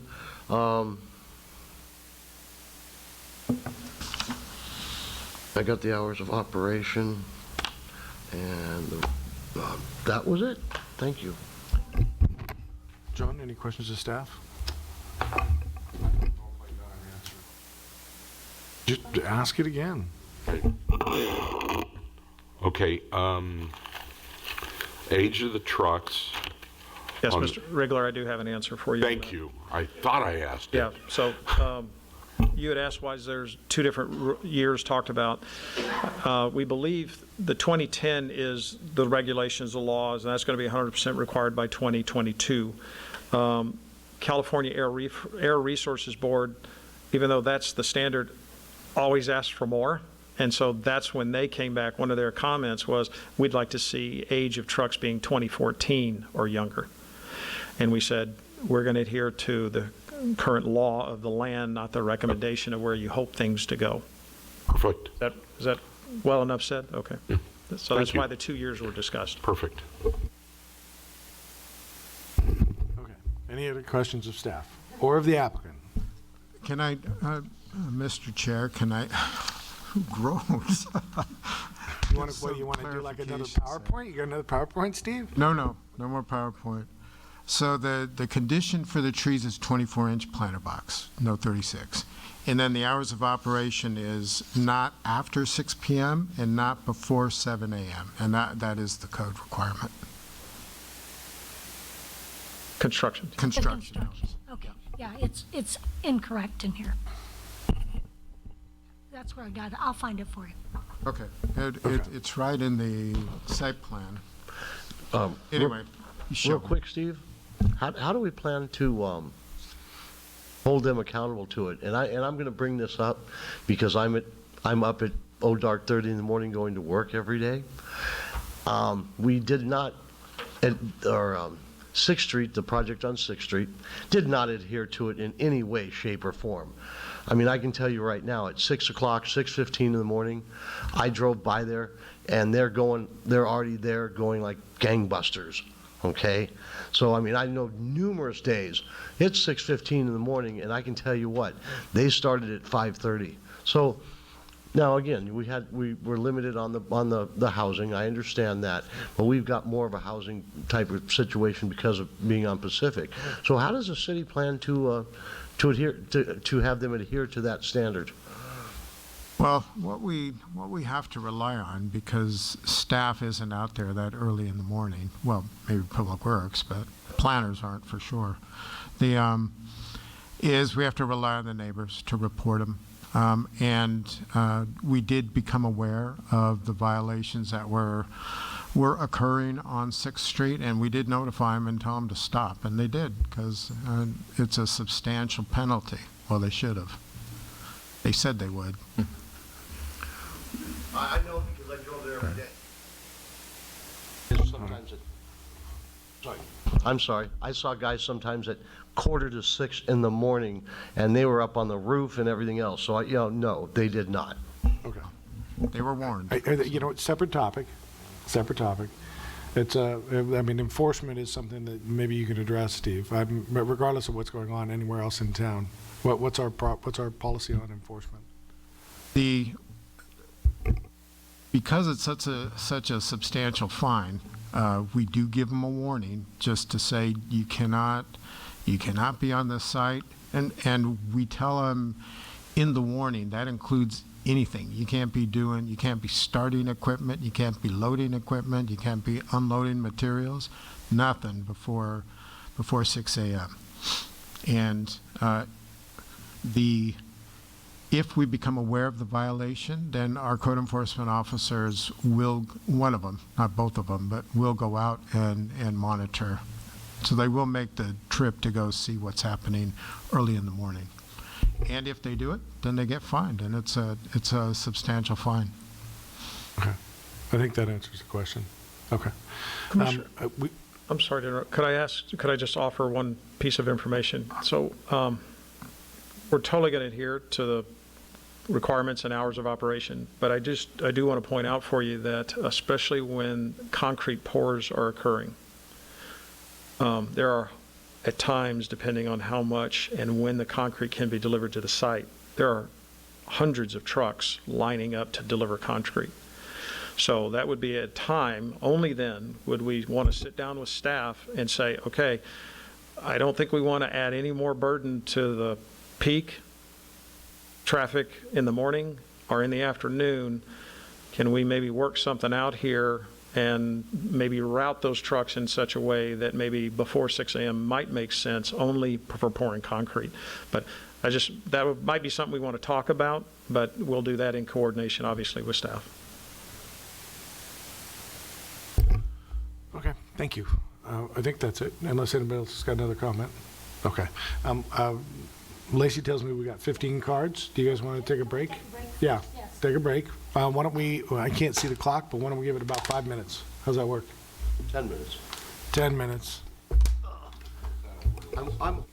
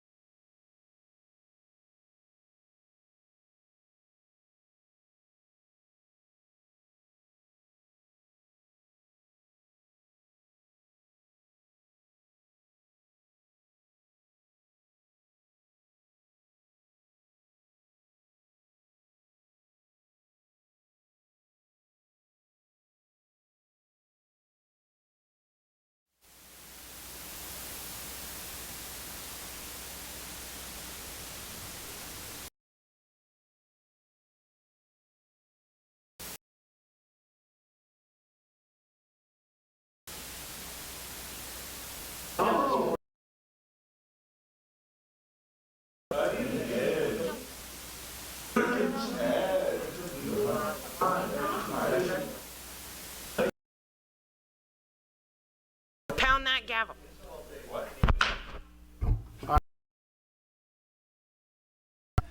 We're ready to hear from our first card.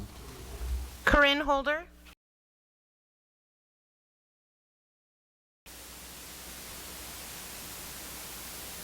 Just for everybody's benefit, we are going to go ahead and start the clock. We got a lot of cards, so we're going to limit it to 3 minutes. You can keep an eye on the clock to see how much time you have left, but we are going to limit it to 3 minutes. Thank you. All right. Hopefully short. Good evening, all. Microphone? Well, we were trying not to spit all over it. Anyway, I just wanted to thank staff for making accommodations for us to be here tonight and have these public comments. I have followed this project since before this developer, so previous meetings, previous projects, and we all know that something is absolutely going to be built here. When this developer, the project first kind of got started, the developer came in, he's really looked at the things we did not like about the previous projects and has made those kind of concessions to go through and make it better so that we might not love it, but maybe we won't hate it so much. So I really appreciate that they've taken the time to listen.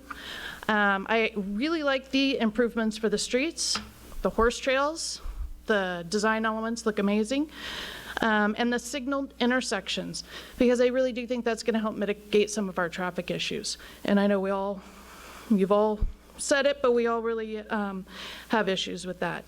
I appreciate the street setbacks and how far they're going, the landscape elements to try and mitigate sight issues, sound issues, all of those kinds of things, and the extra internal setbacks, again, sight, sound, all that kind of good stuff. The visible cleanup that this property needs is definitely going to be met. It's going to look so much better. The possibility for employment is very nice, especially with what's going on now. People may be able to work closer to home. That's maybe a really good thing. I had a couple of questions on big rig parking, as far as there's a lot of rules and regulations on how long drivers can drive. They're saying that there's going to be no parking around the external areas, streets of the properties.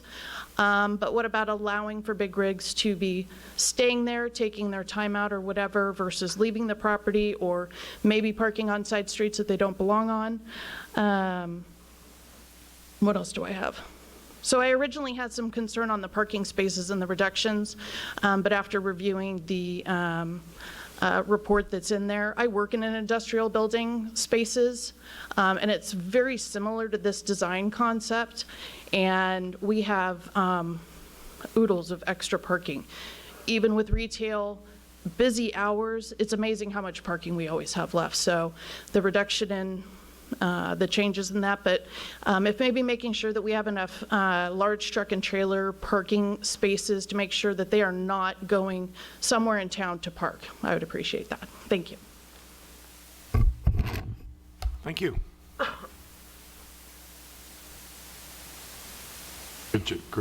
Great job, Chad.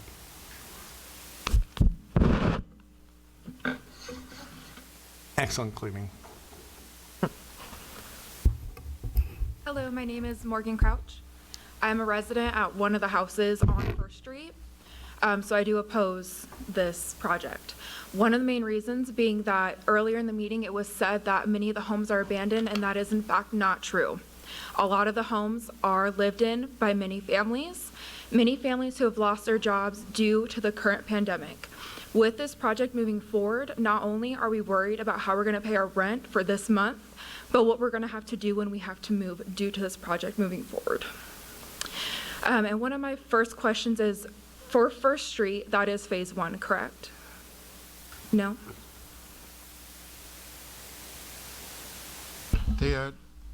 Phase 1 is the north half of the rectangle that's bound by Mountain Pacific First and Second. So the first half is up against Second. Mm-hmm. The second phase is down against First. Okay.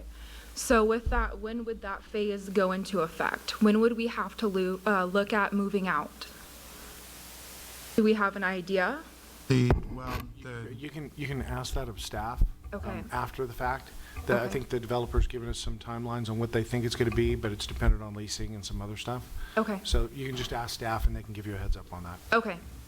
That's just really our main concern, especially with the pandemic right now. I just think this is not a good time to be discussing this project, especially with a lot of the homes being out of jobs right now. Okay, and a lot of us are living on our life savings, myself included. My mom is on disability and I'm the one who really, steps up, and this is hard on us. And so to think about this pandemic, to be worried about our health, and then worried about where we're gonna live is a serious problem right now. Thank you.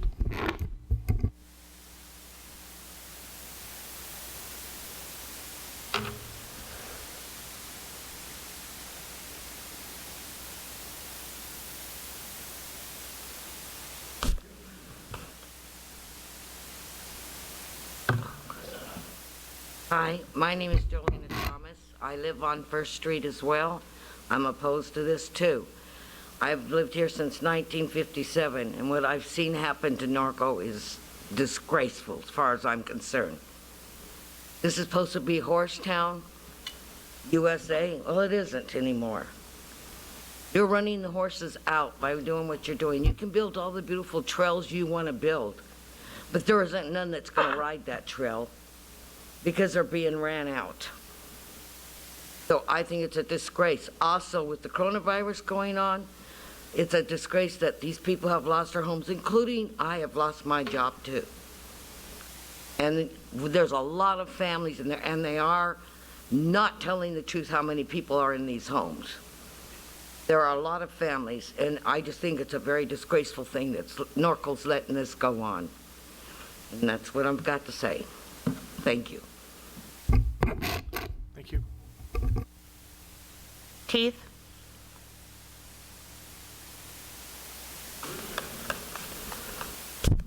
That's all right, she's my wife, I know what she's got.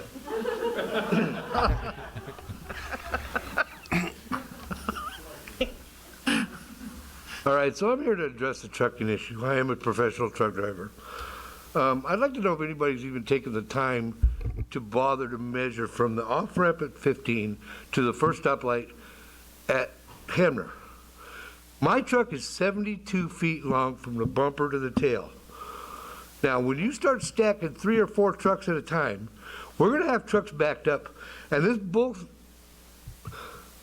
these distribution centers, they're saying, oh, we're going to have them out of there in 10 minutes. I've never been to one in my life where I was out of there in 10 minutes. I've been there 4 hours, I've been there 8 hours, but I've never been there 20 minutes. Okay, so that's just nonsense. It doesn't work that way. Also, we have to go by the rules, our rules of service. In other words, we have ELDs now, electronic logging devices, that we have to use. We cannot shut that off. Once we start it in the morning, it runs straight through. We can't get there and go, okay, we're going to sit here for a while so we can shut it down because it's not going to count on my hours of service. That's not the way it works. These guys are going to come in here these guys are all saying the port. Well, they might have sat at the port for 8 hours before they got out of the port. Now they're going to run over there. They're going to run out of hours. Where are you going to put those trucks? Those trucks cannot move legally once they've passed their hours of service. I've had to idle out of distribution centers before because if I don't go faster than 4 miles an hour, I can get off their property because they kick me out because they don't care. Once I've delivered my load, they're done with me. They don't want me around because I'm taking up space.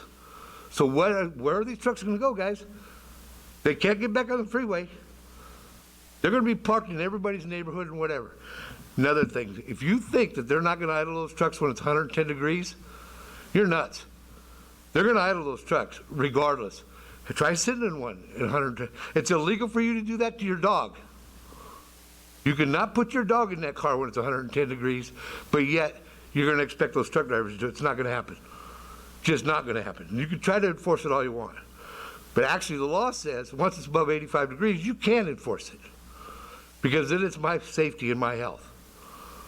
So, you guys are getting a lot of half-truths, a lot of misinformation. Yeah, they could have this lofty goal of having them trucks out of there every 10 minutes. It will never happen. It can't happen. The average time is going to be closer to an hour to 2 hours. And in that meantime, every 15 minutes, that next truck's coming in and stacking up behind it. And you go to any distribution center. These guys can tell you this nonsense. Go drive around. They say, oh, well, it's not going to be a distribution center. If 15% is going to be manufacturing, the rest of it's going to be distribution. Period. Thank you. We appreciate it. Thank you, guys. Thanks. Lana?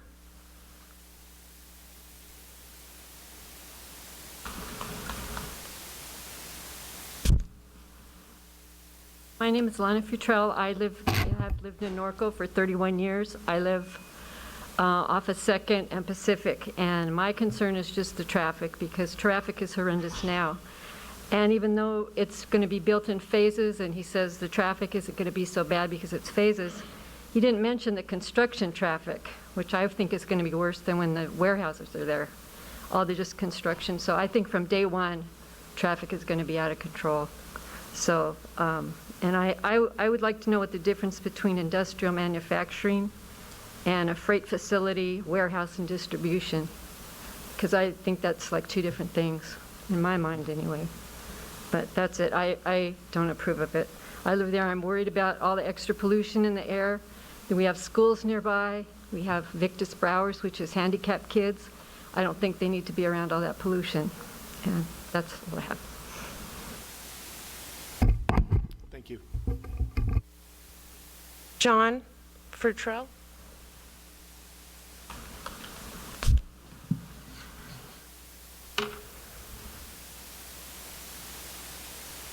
Thank you for letting us talk tonight.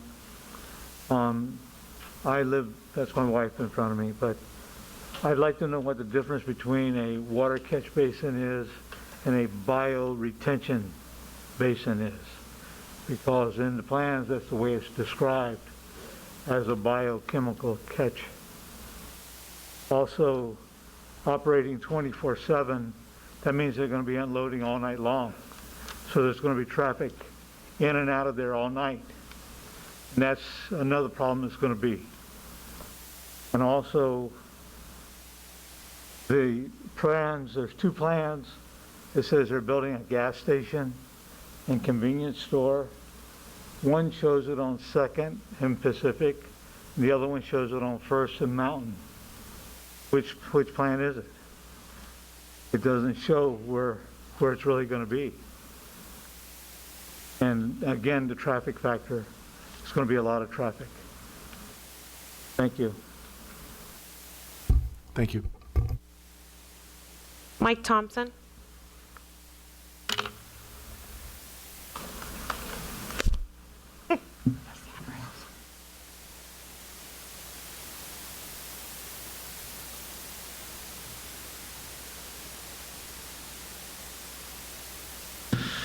Good evening, Commissioners.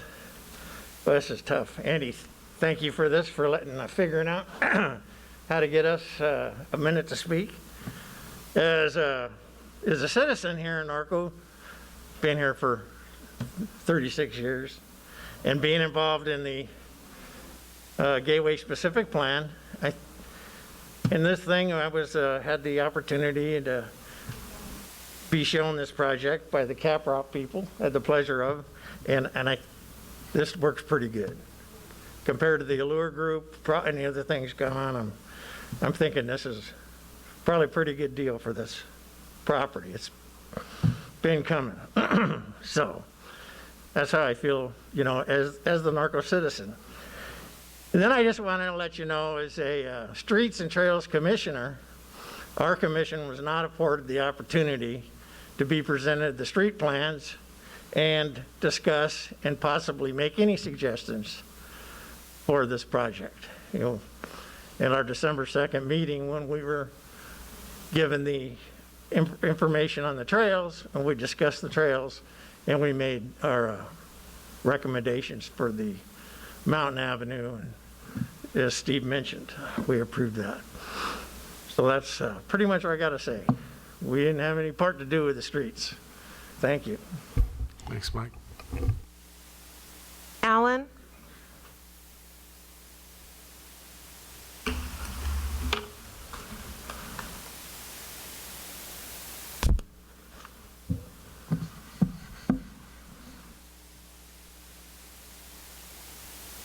Hello, my name is Alan Sheets. I live at 2193 First Street on the corner of First and Mountain, right across from the project.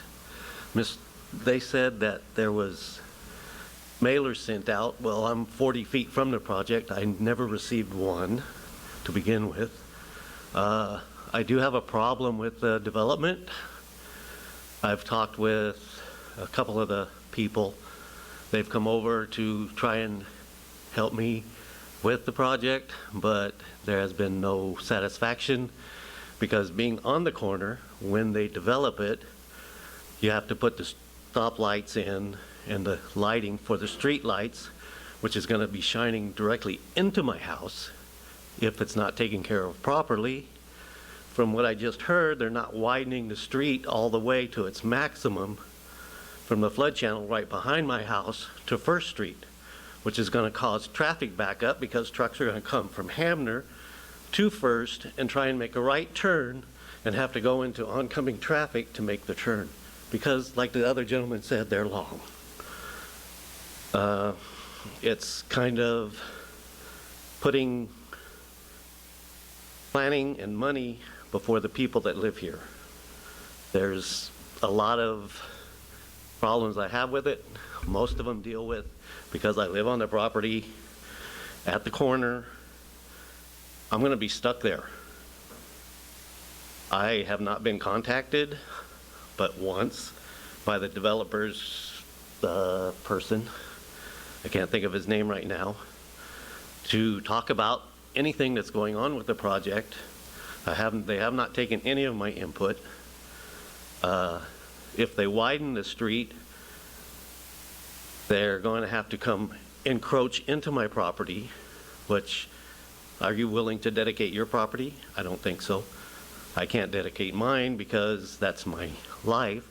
I have a lot of amenities if this does go through that I will lose, such as Prop 13, because I've been here since, well, my wife has been here since 1974, before the gateway ever came in.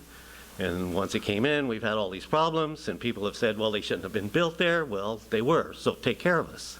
Do something to help us mitigate the problems.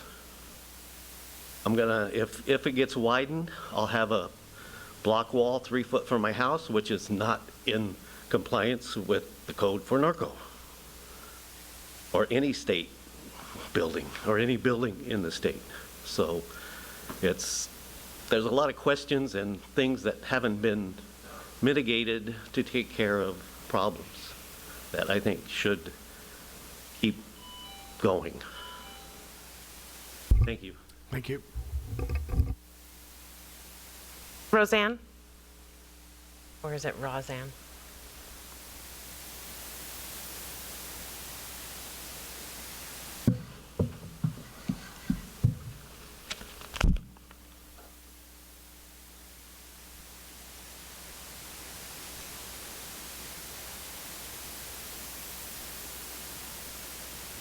Hello. I live on First Street at the corner. That was my husband that just spoke to you a few moments ago. I have major problems with tractor trailers right this very day. Yesterday and all the days before. Up and down First, up and down Mountain. The road is not improved to take care of the weight of those trucks, but yet I have them. And I have to smell them, and I have to live with them. And I don't know why. I've lived in my house for 47 years. This project is a bad idea. The only idea in mind are dollar signs. I don't see anything that good is going to come out of it. Other than people are going to make a lot of money that need to make it, I guess, because they're not wealthy enough. The tractor trailer traffic is abominable at the moment. The impact says itself at the bottom of the letter I received finally after getting something, that this would remain significant and unavoidable after mitigation. After mitigation isn't going to work, guys. Have you ever thought about that? Did you read it? Did you read the letter that was sent out? Not only that, but the diminished air quality is not acceptable to children or seniors, of which you'll notice I'm one. I don't want to breathe that crap. COVID causes respiratory conditions. What do you think diesel fuel is going to give us with truck after truck after truck after truck after truck after truck lined up? What do you think that's going to do? Not to mention the fact that they leaked that fuel onto the ground and it's hazardous. What are you going to do about that? Nobody's talked about that. 24 operation is not acceptable for this community. It's not acceptable for the people that live around this so-called business park.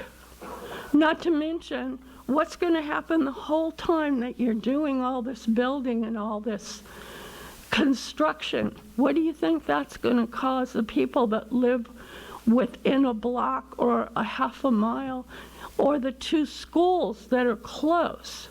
Has anybody thought about that? Have you considered the children that will be inhaling all that stuff that isn't mitigable even after its mitigation?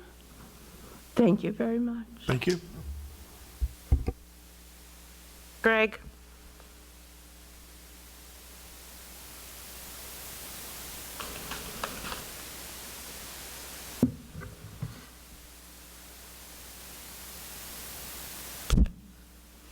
Hello, thank you for letting me speak. I'm looking at this nice picture you have, and you're right. I don't see any of the buildings. I don't see any of the trucks. You guys did a great job in construction. But it's just a really nice picture, and I'm LMMO, laughing my mask off. That's our humor for today. But what this really is, we're looking at this beautiful picture, your artist's conception at the beginning of the project.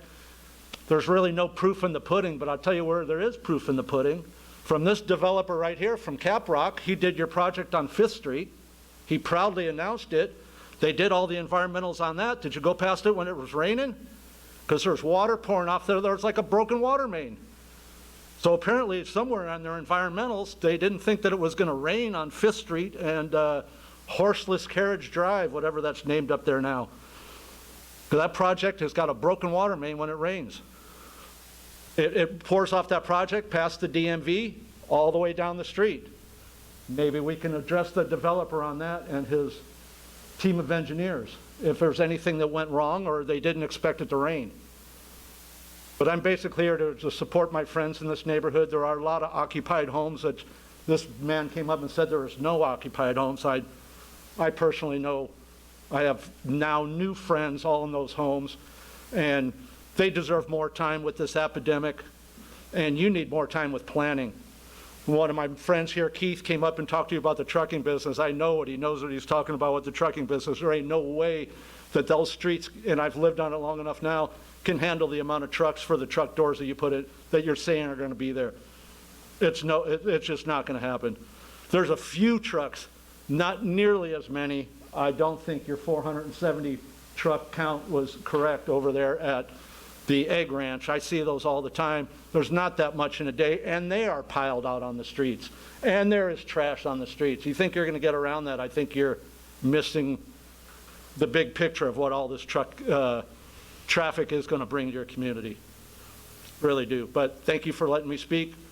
Please, when it rains again, go look at this man's project up on 5th and Horseless Carriage and see how good his environmental impacts were when it rains.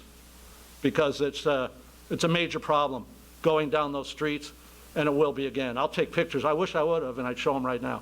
I'd show them to him. But thank you for letting me speak. Thank you. I have one more speaker card, and then after that speaker is finished, the city clerk is going to read comments from people that emailed them in. Okay. Okay?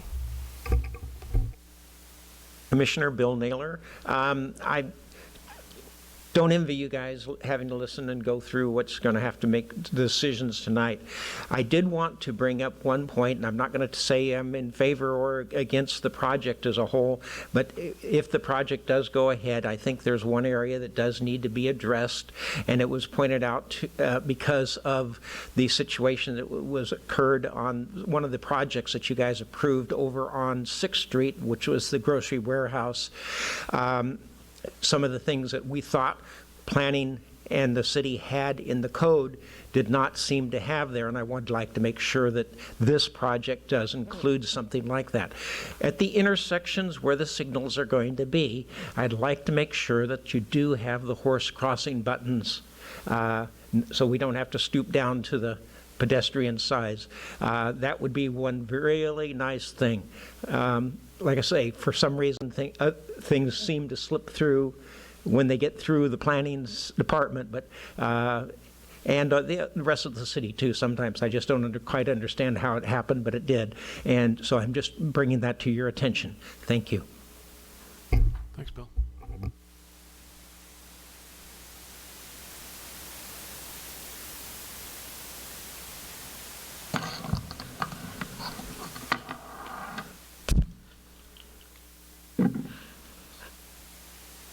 Good evening. My name is Dana Roa. I'm your city clerk for the city of Norco, and I'll be reading the emails that have been received for public comment that received by my office today. The first one is Blitz Gaming. Hello, my name is Hayden Van Schack. I've been a Norco citizen for 5 years now. I wanted to put my 2 cents into what's going on here. I currently live on the property that is being destroyed to make these commercial buildings, which I believe kind of sucks that I'm being kicked out of my home due to more buildings wanting to be built.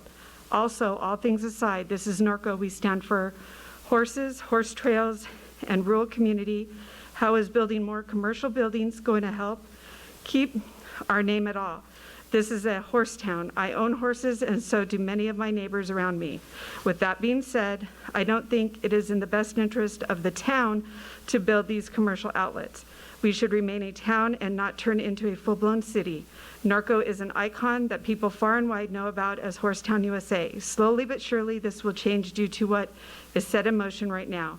Currently, we have the entire strip of Hamner Avenue as commercial use, along with a few streets behind it, such as the police station and City Town Hall. Also, we have the entire 6th Street strip with all commercial use buildings. How are we not making enough revenue, if that's the argument? I believe this should not be put through, and we are doing fine as we are, as many people are about to lose their longtime homes over this. This one looks like Angela Rayburn. Hello, I am writing in regards to the project taking place on 110 acres south of 2nd Street. Myself and many other Norco residents are greatly disturbed by the prospects of putting in a business park on this land. We do not want more industrial, commercial, and offices. We want the space to retain a ranch or Horsetown, USA feel. With the property being an egg ranch before, I feel it would be possible to have it be a ranch-type profitable business yet again, or perhaps even a state-of-the-art equestrian facility like we were promised when Silver Lakes was built. An equestrian facility with proper utilities would be profitable and enjoyed by the community. This is a horse town, and we are swiftly losing it. The western feel is dwindling with all these big businesses taking over. We do not want more housing, and we certainly do not want more industrial. Please consider keeping this town a horse town with a rural feel for the residents and people who come to see it. Thank you. This is from Local 1184. Dear Mayor and council members, the Laborers International Union of North America, Local 1184 is proud to represent over 5,000 members in Riverside and Imperial counties in Arizona and 52 members in the city of Norco. We are united through collective bargaining agreements which help us earn family supporting pay, good benefits, and the opportunity for advancement and better lives. Our members are a skilled and experienced union workforce trained to work safely in the construction and energy industries. Caprock Partners entered into a formal agreement with LIUNA in 2019 to provide union laborers for the Palomino Business Park. This project will generate hundreds of union jobs that will sustain our workforce and provide for our members during these difficult financial times. We are excited to get to work building the Palomino Business Park, which will provide good paying jobs for future generations of Norco residents, as well as millions of dollars in city revenue. On behalf of LaUna Local 1184, I strongly urge you to approve the Palomino Business Park. Michael S. Dia, Business Manager, Secretary, Treasurer. Dear Chairman Jafarian and Planning Commissioners, my name is Jose Ramirez and I am a Riverside County resident. I'm a member of the Laborers International Union of North America Local 1184. I support the Palomino Business Park because the project will generate thousands of good paying jobs right here in the city of Norco. With COVID-19, it is essential that the city supports opportunities to put Norco back to work. I urge you to approve the Palomino Business Park. Jose Ramirez. My name is Eddie Rivera, and I'm a Riverside County resident. I am a member of the Laborers International Union of North America. I support the Palomino Business Park because working close to home here in Norco rather than having to commute to Los Angeles or Orange County means less time on the road and more time with my family, enjoying our community and rural lifestyle. I urge you to approve the Palomino Business Park. Eddie Rivera. My name is Juan Serrato, and I am a Riverside County resident. I'm a member of the Laborers International Union of North America Local 1184. I support the Palomino Business Park because Caprock projects utilize highly skilled union tradesmen, and LaUna members, as myself, are proud to build them. This project will give our local members work close to home, keeping them off the highway with long commutes and help improve our quality of life. When our members can work close to home, they can be more active in the local community. I ask you to approve this project so workers like myself can keep working to support our families and community. I urge you to approve the Palomino Business Park. Juan Serrato.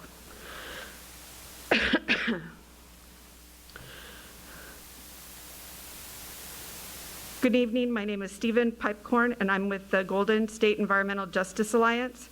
We submitted a comment letter to draft environmental impact report. Our letter identified several deficiencies with the DEIR. The deficiencies include, but are not limited to, the executive summary, the project description, air quality, biological resources, cultural and historical resources, energy impacts, greenhouse gases, hazards and hazardous materials, hydrology and water quality, land use and planning, and noise and vibration. The city's elected and appointed officials have the obligation to protect the citizens of this city from environmental and social injustice. To protect the environment, we all share and live in and make environmentally responsible development decisions. We stand by our commitment letter and believe the DEIR is flawed and must be redrafted and recirculated for public review. In closing, we call on this commission to be a leader on the aforementioned issues and be the first line of defense for our citizenry and environment. Only by working together can we continue to be excellent stewards of our environment, outstanding stewards to our citizens and each other. Thank you, Stephen Piepcorn. The next is just Michael Eaton. 1,000 trucks per day or more, as no cap can be monitored or enforced per the city's comments.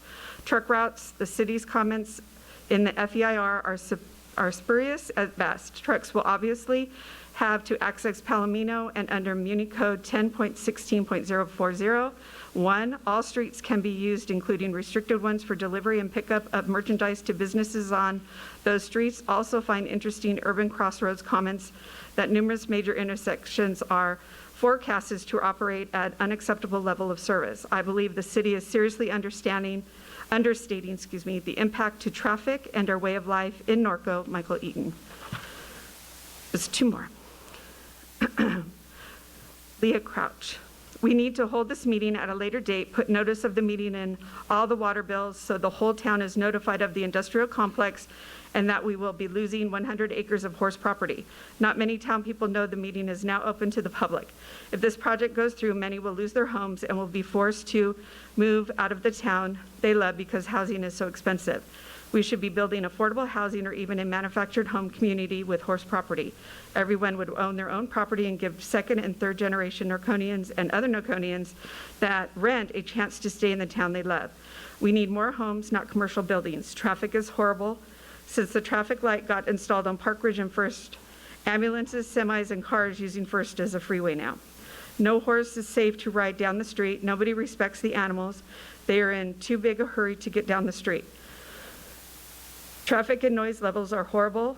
how can we say we are Horsetown, USA when we are selling off all our horse property? Just like putting CarMax in, that was a horrible idea. That should have stayed residential, especially with all the schools down the road. Norco is changing, but not for the better. Good evening. Will the City Council give a 4-5 approval to consider Caprock to move forward in rezoning our residential properties? If Caprock owned our properties, then they would widen Second Street the way they want, and our properties would not be included in a right-of-way. There have been 10 previous amendments to this planned use area. Thank you very kindly, Greg and Barbara Dellenbach. And that's all the comments we've received. I just want to make sure nothing else has been. You're speaking? Nope, that's it. Thank you. Thank you. Does the applicant want to approach and respond to any of the comments that were made?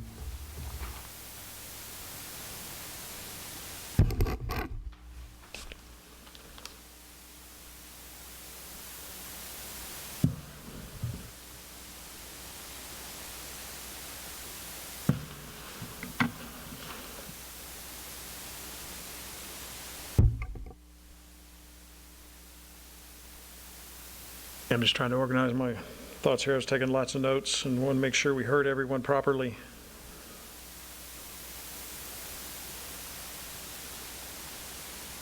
Yes, yeah, we are under contract, so we do not own the property at this time. The seller has been managing the homes, and as tenants in various rental properties move out, they have boarded up the homes, and there are many boarded residents over there.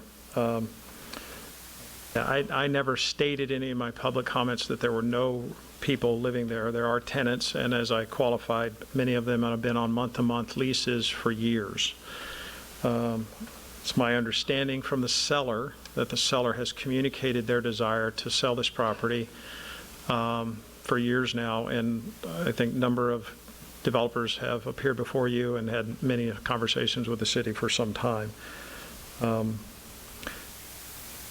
As we're moving forward, I did discuss the phasing. The first closing we would anticipate would be later on this year. So right now there's a 6-month window, which would be longer than any lease notice that they had in any rental properties anywhere would be required to be given. So there's been a lot of communication. A number of the folks that did speak, we have had conversations with. I'm very surprised the gentleman at First and Mountain had not received any. We've had quite a few mailings, and so that's disappointing to hear that he had not did not have full notice, because we had many public meetings and a lot of his neighbors were invited. I remember having specific conversations with his next door neighbor on 2 occasions.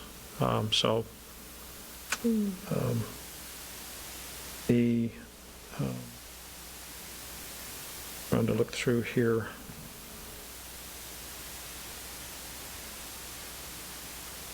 Yeah, this project's been planned, and this zoning's been approved and discussed and been in place for over 30, or going on 30 years. And we're going to adhere to the zoning, what was originally envisioned for the city in this location. The egg ranch was removed a long time ago. It's not a viable business. The warehouse only receives eggs from operations miles away. And so that puts trucks on the highway quite a bit, delivering eggs into that facility so they can be redistributed out to retail operations. And so that type of facility would not be envisioned as part of our project.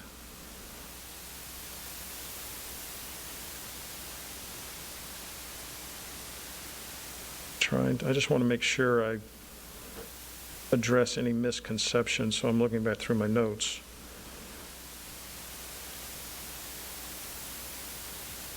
Yeah, again, just to make sure, traffic level of service can be either maintained or enhanced, mostly enhanced with mitigation measures discussed in the traffic impact analysis. Traffic impact analysis envisions the entire 2 million square feet to be open, occupied, and generating all the traffic in 2022. in less than 2 years.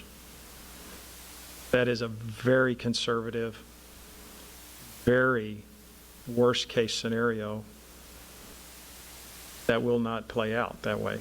So there will be a phased-in development, phased-in improvements, and a very methodically managed implementation of this development plan, and all of that in conjunction with the city standards, and installation of a lot of money, a lot of improvements to improve the traffic flow in and around this project. And right now, based on actual counts, we didn't make up the numbers, actual counts of trips in and around this property only identify level of services at early morning for a very short window of time, predominantly when the school is getting up and running, and then at the end of the day, at the peak hour times when people come home, again, a short window of time. The rest of the day, the streets, even today, operate at an acceptable level of service. With our project and all the improvements that will be installed, we'll maintain or even enhance most of the traffic impacts.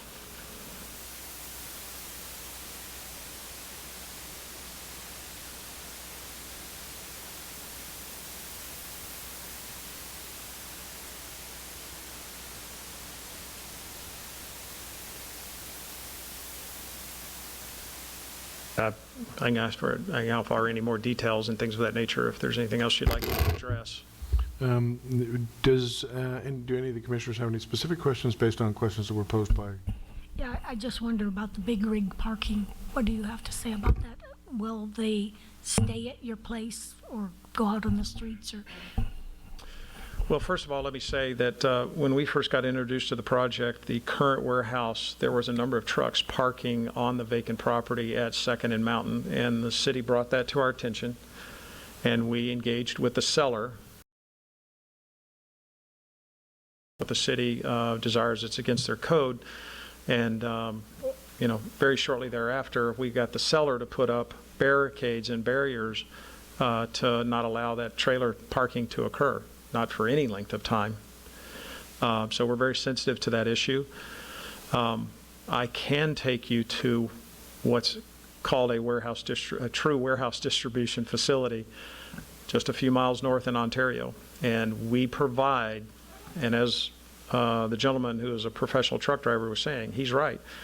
The port doesn't allow trucks to hang around, and so they push them out. And so many of the truck distribution facilities that we are building today have hundreds of excess trailer parking places designed into these new facilities.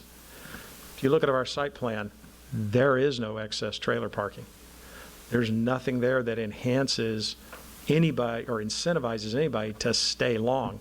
The only time they can park is when they pull up to a loading dock. There's no extra truck trailer parking, hotel extra trailers on this site. So we're doing everything we can to discourage long-term occupancy of trailers on this property. Again, they can park in front of a truck door, a loading dock door, and if the owner or tenant of that building wants them to stay there, even though they're empty, that's up to the tenant to decide that, but he's blocking the use of that dock door. And as I mentioned earlier, we've got way less than 50% of what we would normally design in loading great, dock doors in a true truck facility. I'm going to work on her answer, or your answer. Okay. Okay. You made the comment, you said you would try, okay, to not have them do it. You didn't say they wouldn't do it, okay? Again, this is in part of a residential neighborhood. So what I guess what I'm trying to get from you is you use the word, well, discourage. I don't want to hear discourage. Well, what I want to hear from you is you will make sure it doesn't happen. Can you give that to me? Okay, let me make sure I clearly understand. What are you saying I will not allow to happen? Well, she asked you about like trucks spending the night, okay? I know all about it. I've been in the construction industry for many, many, many years, okay? I know the industry quite well. I also know the trucking industry. So you get, like you said, you got a truck coming in from a port, and I know the Port of LA, one of the first things I ever did when I got out of service is I drove a truck. It sits, and now it's a lot different now than it is when I was back there. Truck takes 4 hours to get out from the port of Long Beach. It shows up here. It takes them 2 or 3 hours to offload. That means the guy's got a very limited time left on his clock. He's got to park that truck somewhere. So what I gathered from you is you said that you would discourage them from staying there in front of that bay. But you're not saying that you will make sure it doesn't happen. So are you telling me that you'll tell the owners to discourage them, but if there's nobody parked in the bay, that they can go ahead and stay there? Trailer pulls up to a loading dock, and it's up to the tenant to decide whether that trailer is going to be unloaded or not as a part of the operation of his business, correct? Correct, but you're the owner of the property, so I'm asking you. Own the property, and I lease it. I rent it out. Okay. Or I've sold that building. But the day-to-day operational use is to adhere to a lease, and there are standards of operation. But a parking space, whether it's for a truck or a car, can occupy that space. That doesn't mean the truck driver is going to sleep in that trailer. That's not allowed. But if someone pulls up and has a vehicle, and we're putting buildings on individual lots, as Steve mentioned very early on, they have to adhere to city setbacks, codes, standards, parking requirements. So whether it's part of a business park, which would collectively tend to have higher standards of operation than an individual business that's single-owned, single-occupied. But whether it's Easy Up or Goalie coming to town, if they pull a car up or a truck and they want it to park there, I'm trying to understand the detriment, because there's no parking on surrounding streets. If you look at our drives and streets, there's no on-aisle parking. So people have to park near their own buildings where they occupy and lease, or use or own, possibly. So they're going to use the spaces that are allocated to that facility. No more, no less. I'm trying to understand the concern. I totally understand. You don't want trucks coming into that facility and then wandering around the city and just finding a place to park and go. No. My question is more like, again, truck driver pulls up, they unload, he's got 15 minutes left on his time. He asks the leasee, hey, do you mind if I leave my rig here so I can jump in my sleeper and go to sleep for 8 or 9 hours? And the people say, well, I don't have anybody here, so go ahead and do it. So now you've got people sleeping in sleepers in this industrial park. Again, let's say it's midnight, 1 o'clock in the morning. Is that prohibited by city codes and laws? And if they are, we will adhere, enforce, and make sure those are in place. I don't know. I don't know either. I'll ask Steve. So I'm just asking. If that's the code, again. Yeah, because it's a if that's the code or the requirement, we will make sure that's in every lease and every purchase and sale, and it's in our CC&Rs. If that's required, we will put it in there. Perfect. Thank you. Yeah. John, anything? Come on, what a surprise. You have notes. Yes. Say again? I said you have notes. What a surprise. Smart. Okay, you have several loading dock You have 134, I think, 133 or 134 loading docks. If a refrigeration unit, a TRU, backs in, we have an umbilical cord that they plug in that keeps that running, so you're not running that compressor on that. But that doesn't feed the power on the cab of the truck, does it? That's just for the trailer. Yeah, if that tenant or buyer of a building in the future, whatever Right. they want to do, then, obviously there's electrical inside the building, but Sure. if they want to have that amenity, they Yeah. would have to add that. And they'd have to get permits for those tenant improvements to be added. Okay. And that would probably be for the refrigerated buildings, because if you have a refrigerated trailer, you're going to be moving cold stuff into a building. But Go ahead. to get back to his question, though. No, talk to me. Okay, Oh. to you, follow on, combine them. Again, that will be prohibited to have that reefer running outside the building. The intent is if they want cooler storage, it's got to be in the building, unloaded, and that's where it's going to stay. Okay. I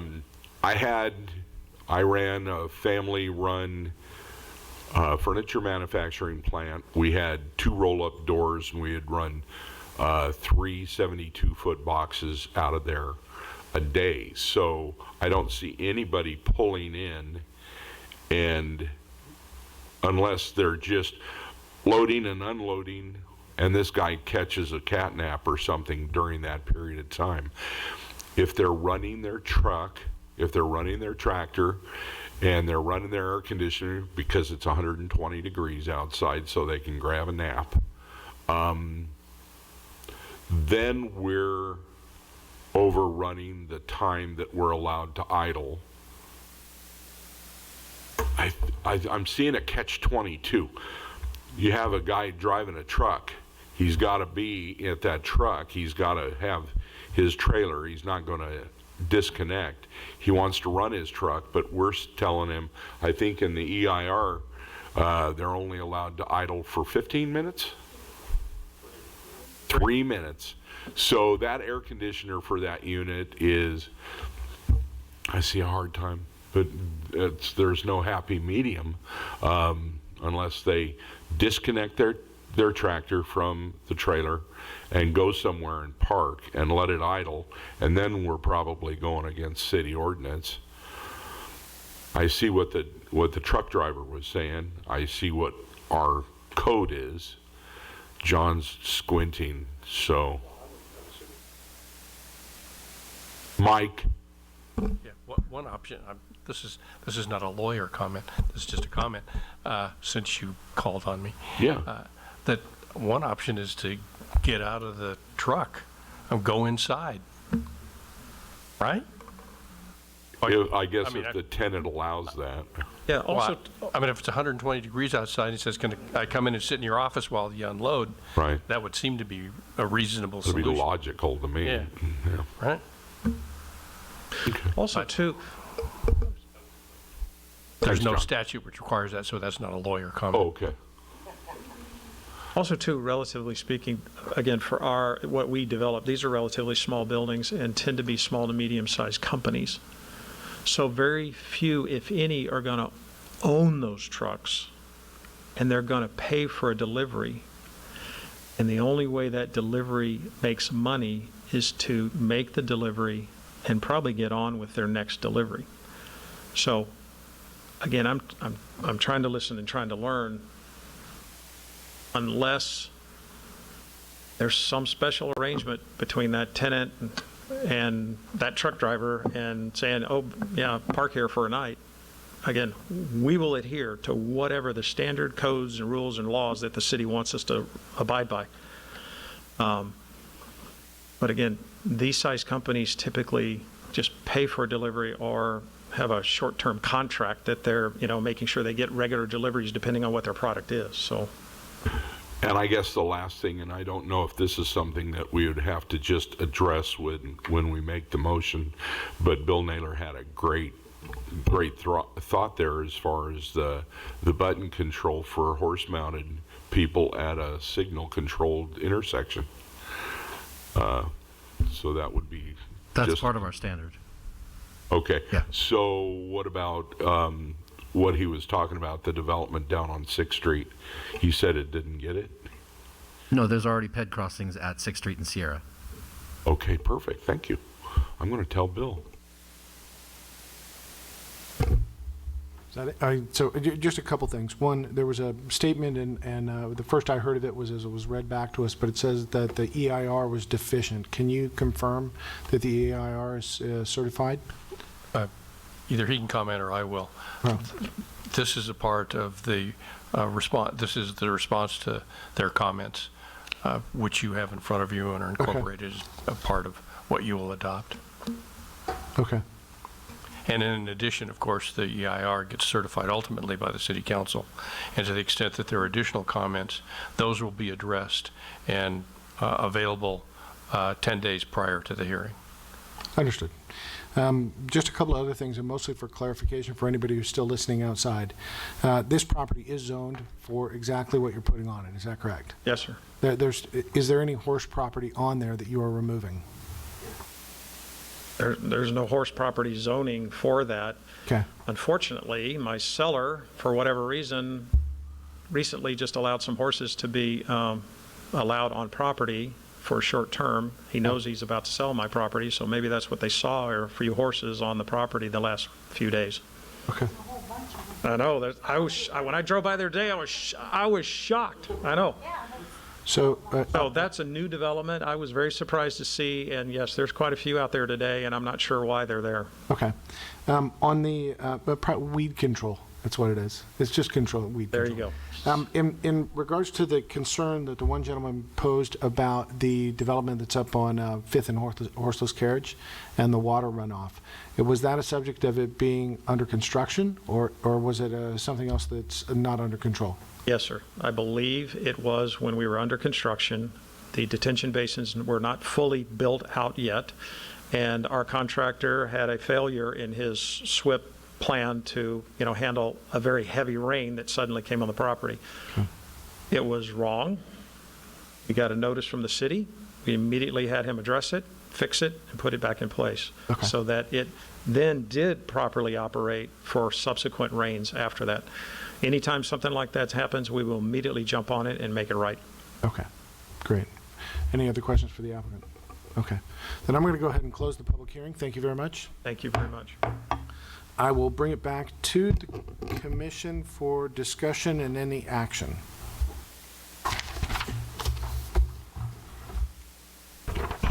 Under discussion? Steve, do we have in our code that they can either allow or not allow overnight parking and somebody sleeping in a truck? We do not have anything in the code that prohibits it. Okay.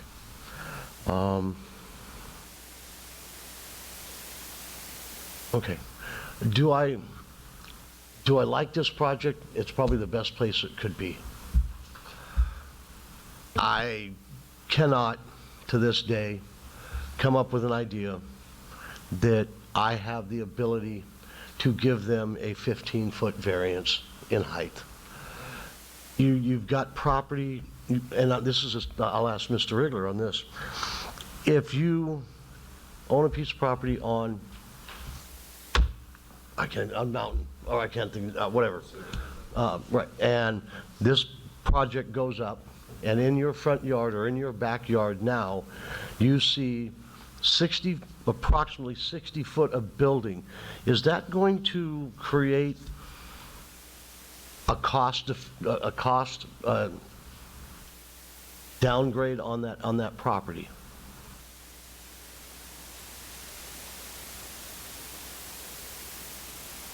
In response to your specific question, I think that would all be determined on the setback and the foliage and what was along Pacific. And from what I understood, along that back area, there was not going to be a wall because of the concern for graffiti and such. And it was only going to be foliage a berm. Is there a berm on the backside over on Pacific? 6 foot. Right. 6-foot berm, wrought iron on top of the berm, Yes. and then 25-inch box trees all along it, 3 rows sets. Am I looking at it right in my mind? Is it one set of trees and then another set of trees and then another set of trees? So you have a buffer. In my mind, are the houses on Pacific back directly up to the project, or is it on the other side of the street, like where Speaks lives? And does Bean lives on that street? Speaks lives on that street? Yeah, well, the only reason I say that is, you know, you either look out your front door, your back door, and it doesn't make a difference if you have a 25-foot high tree. From that point on, you're still going to see, you know, 25 to 30 feet of building above it. So I'm just looking at, is somebody, you know, is there a possible? It's very conceivable that it would be a negative aspect to those houses. But in the past, we have passed buildings backed up to other homes that were gargantuan compared to the homes that they were backed up to. It would be a negative aspect, but I think it would be a positive compared to what they have right now. Yeah, and I think I'd put another spin on it. It's a structured development that is routinely maintained, right? Not ignoring the building for me, but given the depth of the setback. If I just consider from the front of my house, I have a trail in front of my house, and across the street I have a neighbor. If where that neighbor was rows of trees and a 6-foot berm, I almost wouldn't care what the heck their house was. Well, the only reason why I asked John this is I know of at least one person who just sold their home, finally, where CarMax is at, and they took a significant loss because people did not want to buy that property because of CarMax being there and what they were going to see. So that's why I asked that question. Okay, I just have some problems with that. My next one is noise. My opinion, and it will always be my opinion, that and I don't understand why the police say they have, or the sheriff say they have a problem with a block wall there when they didn't have a problem with the block wall on 6th Street. So my opinion is it needs to have a 12-foot high block wall to help to mitigate sound completely around this project. There's a lot of problems. I'm not ready to approve this or deny it. I feel like there's a lot of stuff in here that needs to be answered, that really need to be going through a lot more than this, and to give us approximately whatever hours we're here now to be able to really sit down and follow through. My opinion is I think each one should be on its own merit. Each one should be done at a single time, and I just feel like I'm being rushed way too long. So as far as I'm concerned, I won't approve it nor I'll deny it. Mr. Chair, can I qualify an answer I gave to Commissioner Leonard? As far as parking overnight, there's nothing that says you can't sleep in a legal parking spot, but as the applicant indicated, we did enforce it across the street when we told them they couldn't park their trucks there, waiting for whatever number of hours they were there. They couldn't sit there and wait for instance, the current egg processing facility. So the restriction is if it's a legal parking place for you to be, because for instance, Target wouldn't let you do it. And so the restriction will be whether it's a legal parking spot.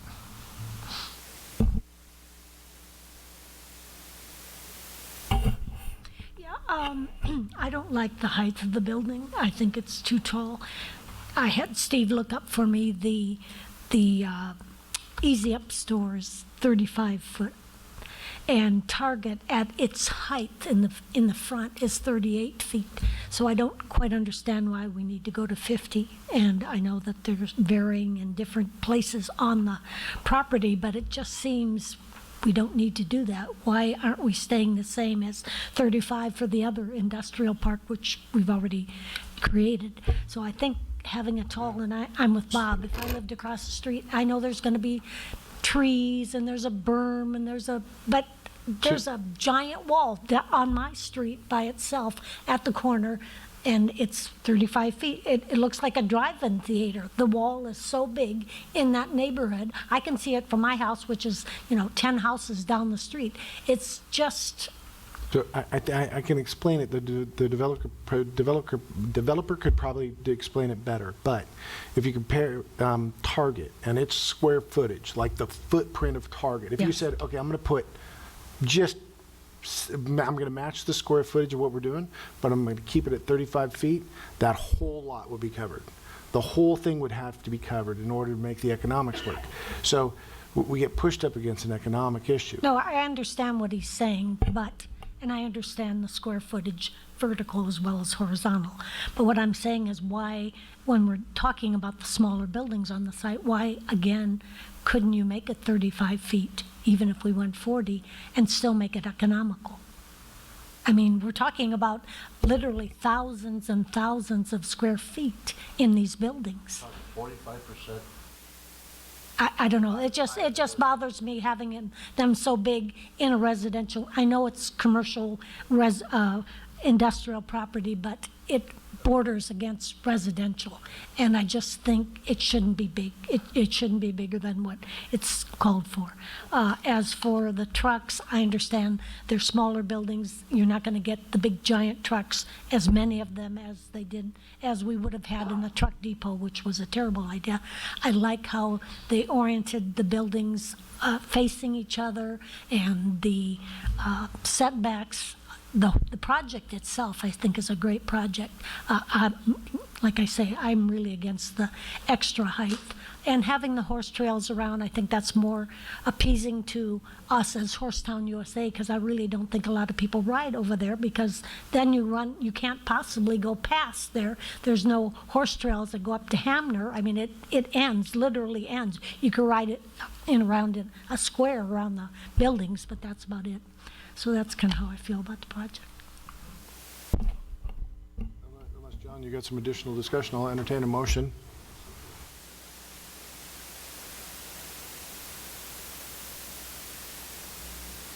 Can approve, deny, or continue.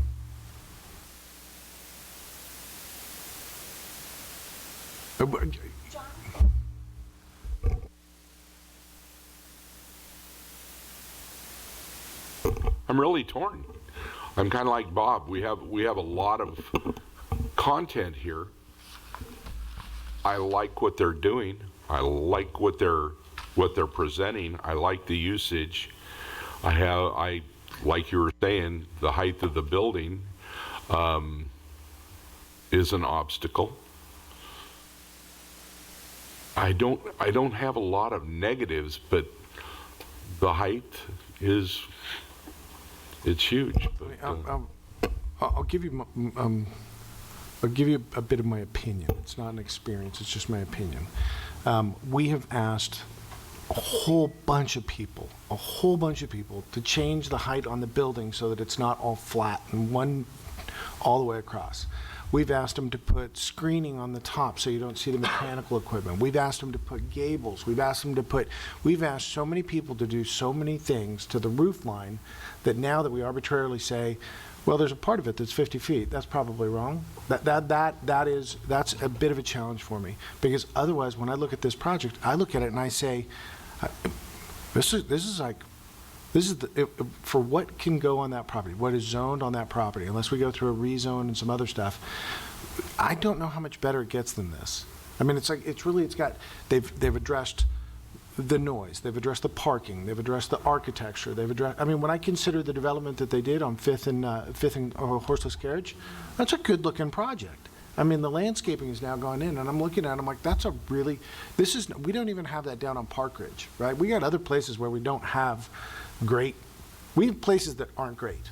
We've had ones that we've made them go through all kind of hoops to get them to, this is about as good as we're going to get in terms of landscaping, amenities, an agreement to maintain the horse trails, to maintain the landscaping, to keep noise down, to come up with lease agreements, right? I mean, just my opinion. I mean, I'm in support of the project, and the areas of 50 feet don't bother me, because it's not the whole project. If the whole project was flat at 50 feet, then I'd have a problem with it.